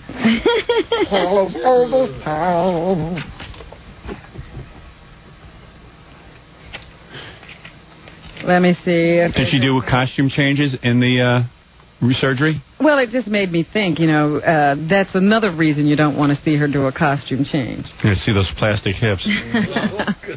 Bozo is very upset with the Metropolitan Transportation Authority. The MTA put up billboards calling drivers who are going into the city instead of using mass transit bozos. Bozo. So Larry Bozo Harmon is considering suing the MTA and has started screaming about licensing and copyright infringement because even though the Bozo clown they picture on the billboard doesn't look like his red-haired, big-nosed clown, it is the Bozo name. Yeah, you got to protect that Bozo name. Hey, kids, I'm pissed off. I'm Bozo. No one can even figure out why I'm pissed off. Someone put the name Bozo on a sign. Larry Harmon, Bozo. In Florida, a teacher is facing charges that he supplied LSD to teens. Who, Bozo? 95? Who, Bozo? Larry Harmon? Nah, I saw him in the paper. He's not that old. He's like older, but not that old. Now, who supplied LSD? This teacher. Oh, a teacher. I thought you were... Down in Florida at the Hillsborough County Professor Sheriff's Jackie. Office, they have charged Raul Jimenez Guilty. with giving quarter-inch squares of LSD to two 17-year-old girls. Is that LSD? Yeah. They say he's been doing a good job as a teacher. Yeah, I mean, what does one thing have to do with the other? And this isn't the first time they've had a problem at the Armwood High School with teachers, students, and drugs. Last year, the drama teacher pleaded guilty to charges of smoking marijuana with students and showing them pornographic movies. Maybe they had cancer. That teacher is already in jail doing 5 years. Smoking pot with the kids. Well, it's hard to keep them quiet. I was a counselor one summer at a summer camp where one of the counselors was supposedly smoking pot with the kids, and they got rid of him, and everyone just said to him, you know, why were you giving them pot? And it was sort of like, well, none of the counselors want to be my friends, and I was telling the kids to be my friend. Oh, so he's buying them. He was buying. It was really sad. It was really pathetic. And what's the city with the highest crime rate, Howard? Babe, beat me to it. Roosevelt, Long Island? No. But it is. They're just not saying it. Well, why would they lie? All right, what is it? Money Magazine Milwaukee. reports that Atlanta is the most dangerous place to be. They use the FBI statistics and their own research, and they say that Atlanta is the most crime-ridden city in the United States. What's the ethnic breakdown of Atlanta? They don't give me that here, Howard. Just curious. New York isn't even on the list of the top 15. Well, we have everyone under control. Wake up, white people. It's Atlanta, Miami, St. Louis, Tampa, Little Rock, San Bernardino, California, Baltimore, Baton Rouge, Detroit, and Flint, Michigan. I mean, is somewhere worse than Detroit for crime? Yes, Wow. Atlanta. Can you imagine what that must be like? And Little Rock, Arkansas? Wow. Wow. That's all I'm going to say is wow. Yeah, that's all you've got to say? I'm shocked. And in David Hinckley's TV or radio column today... Thank God Atlanta doesn't have a winning basketball team. Burned down the whole city. If you think irreverence on the radio began with Imus or Howard Stern, you should check the tapes of Henry Morgan, the late Henry Morgan, who died on the same day as Jackie O. Yeah, I stole all my stuff from Henry Morgan. Morgan did TV in the 50s and 60s, but radio was his forte. Yeah, then how come he got out of it? He used to be To do bad sponsored game shows. by O. Henry candy bars, and they dropped him after he read an ad that said the candy is like a meal in itself, and then added, but you eat 3 meals of O. Henry and your teeth will fall out. What a crazy man. And one day, he asked parents to leave the room. When he shoved a O. Henry up a lesbian's... Then he advised children to run away and become smugglers. It's exciting, it's healthy, it's a wonderful life. Get out now before it's too late. How come the FCC didn't fine him? I don't know, they were remiss, obviously. They should have thrown him in a pool and drowned him. And that's what's happening. Right on, Robin. Thank you very much. By the way, 1-800-52-STERN, please call, because when we cut off that number, you can't get this tape anywhere else, and you will not be able to get the Leroy Neiman painting, or the poster of the painting anyway. Oh. And as you know, all our items become collector's items. You know that. We don't sell them after we have them on the market for a while. 1-800-52-STERN. Be a part of all the hijinks. See our New Year's show, and also see us on TV as we sit and goof on all the backstage footage, which is a considerable amount of the tape.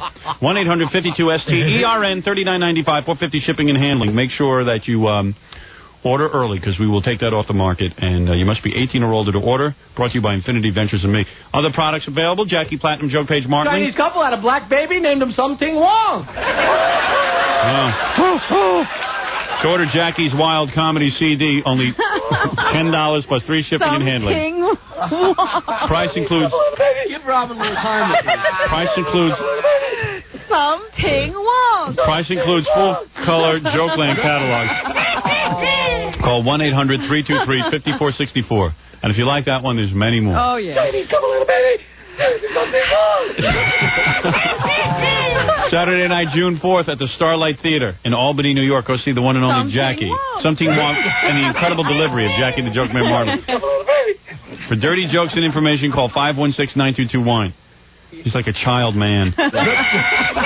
Don't miss Stuttering John's band appearing at the Pennsylvania State Fair at Philadelphia Park Racetrack in Bensalem, Pennsylvania this Friday night. John going nowhere. And Stuttering John's band will be at the Agora in Cleveland next Friday night, June 3rd. For more information, call 609-546-STUPID. Pick up his new CD. It's very good. I play it, but I always run out of time. Something wrong. I'll play it tomorrow when we play his press conference with Jennifer Flowers. If you're planning a wedding or party, you need a great DJ, call Scott the Engineer's Rocket Entertainment, toll-free from any city, 1-800-PARTY-MC. If you'd like to hire Scott in the New York area, call 718-BAG-5040. Watch 5040, excuse me, I swallowed that. And Vicki Lawrence is on in New York at noon on PIX and in L.A. at 9 a.m. on KCAL. Go watch that, okay? And I think that's it, Robin. Something wrong. We'll see you tomorrow. 97.1 The Eagle. This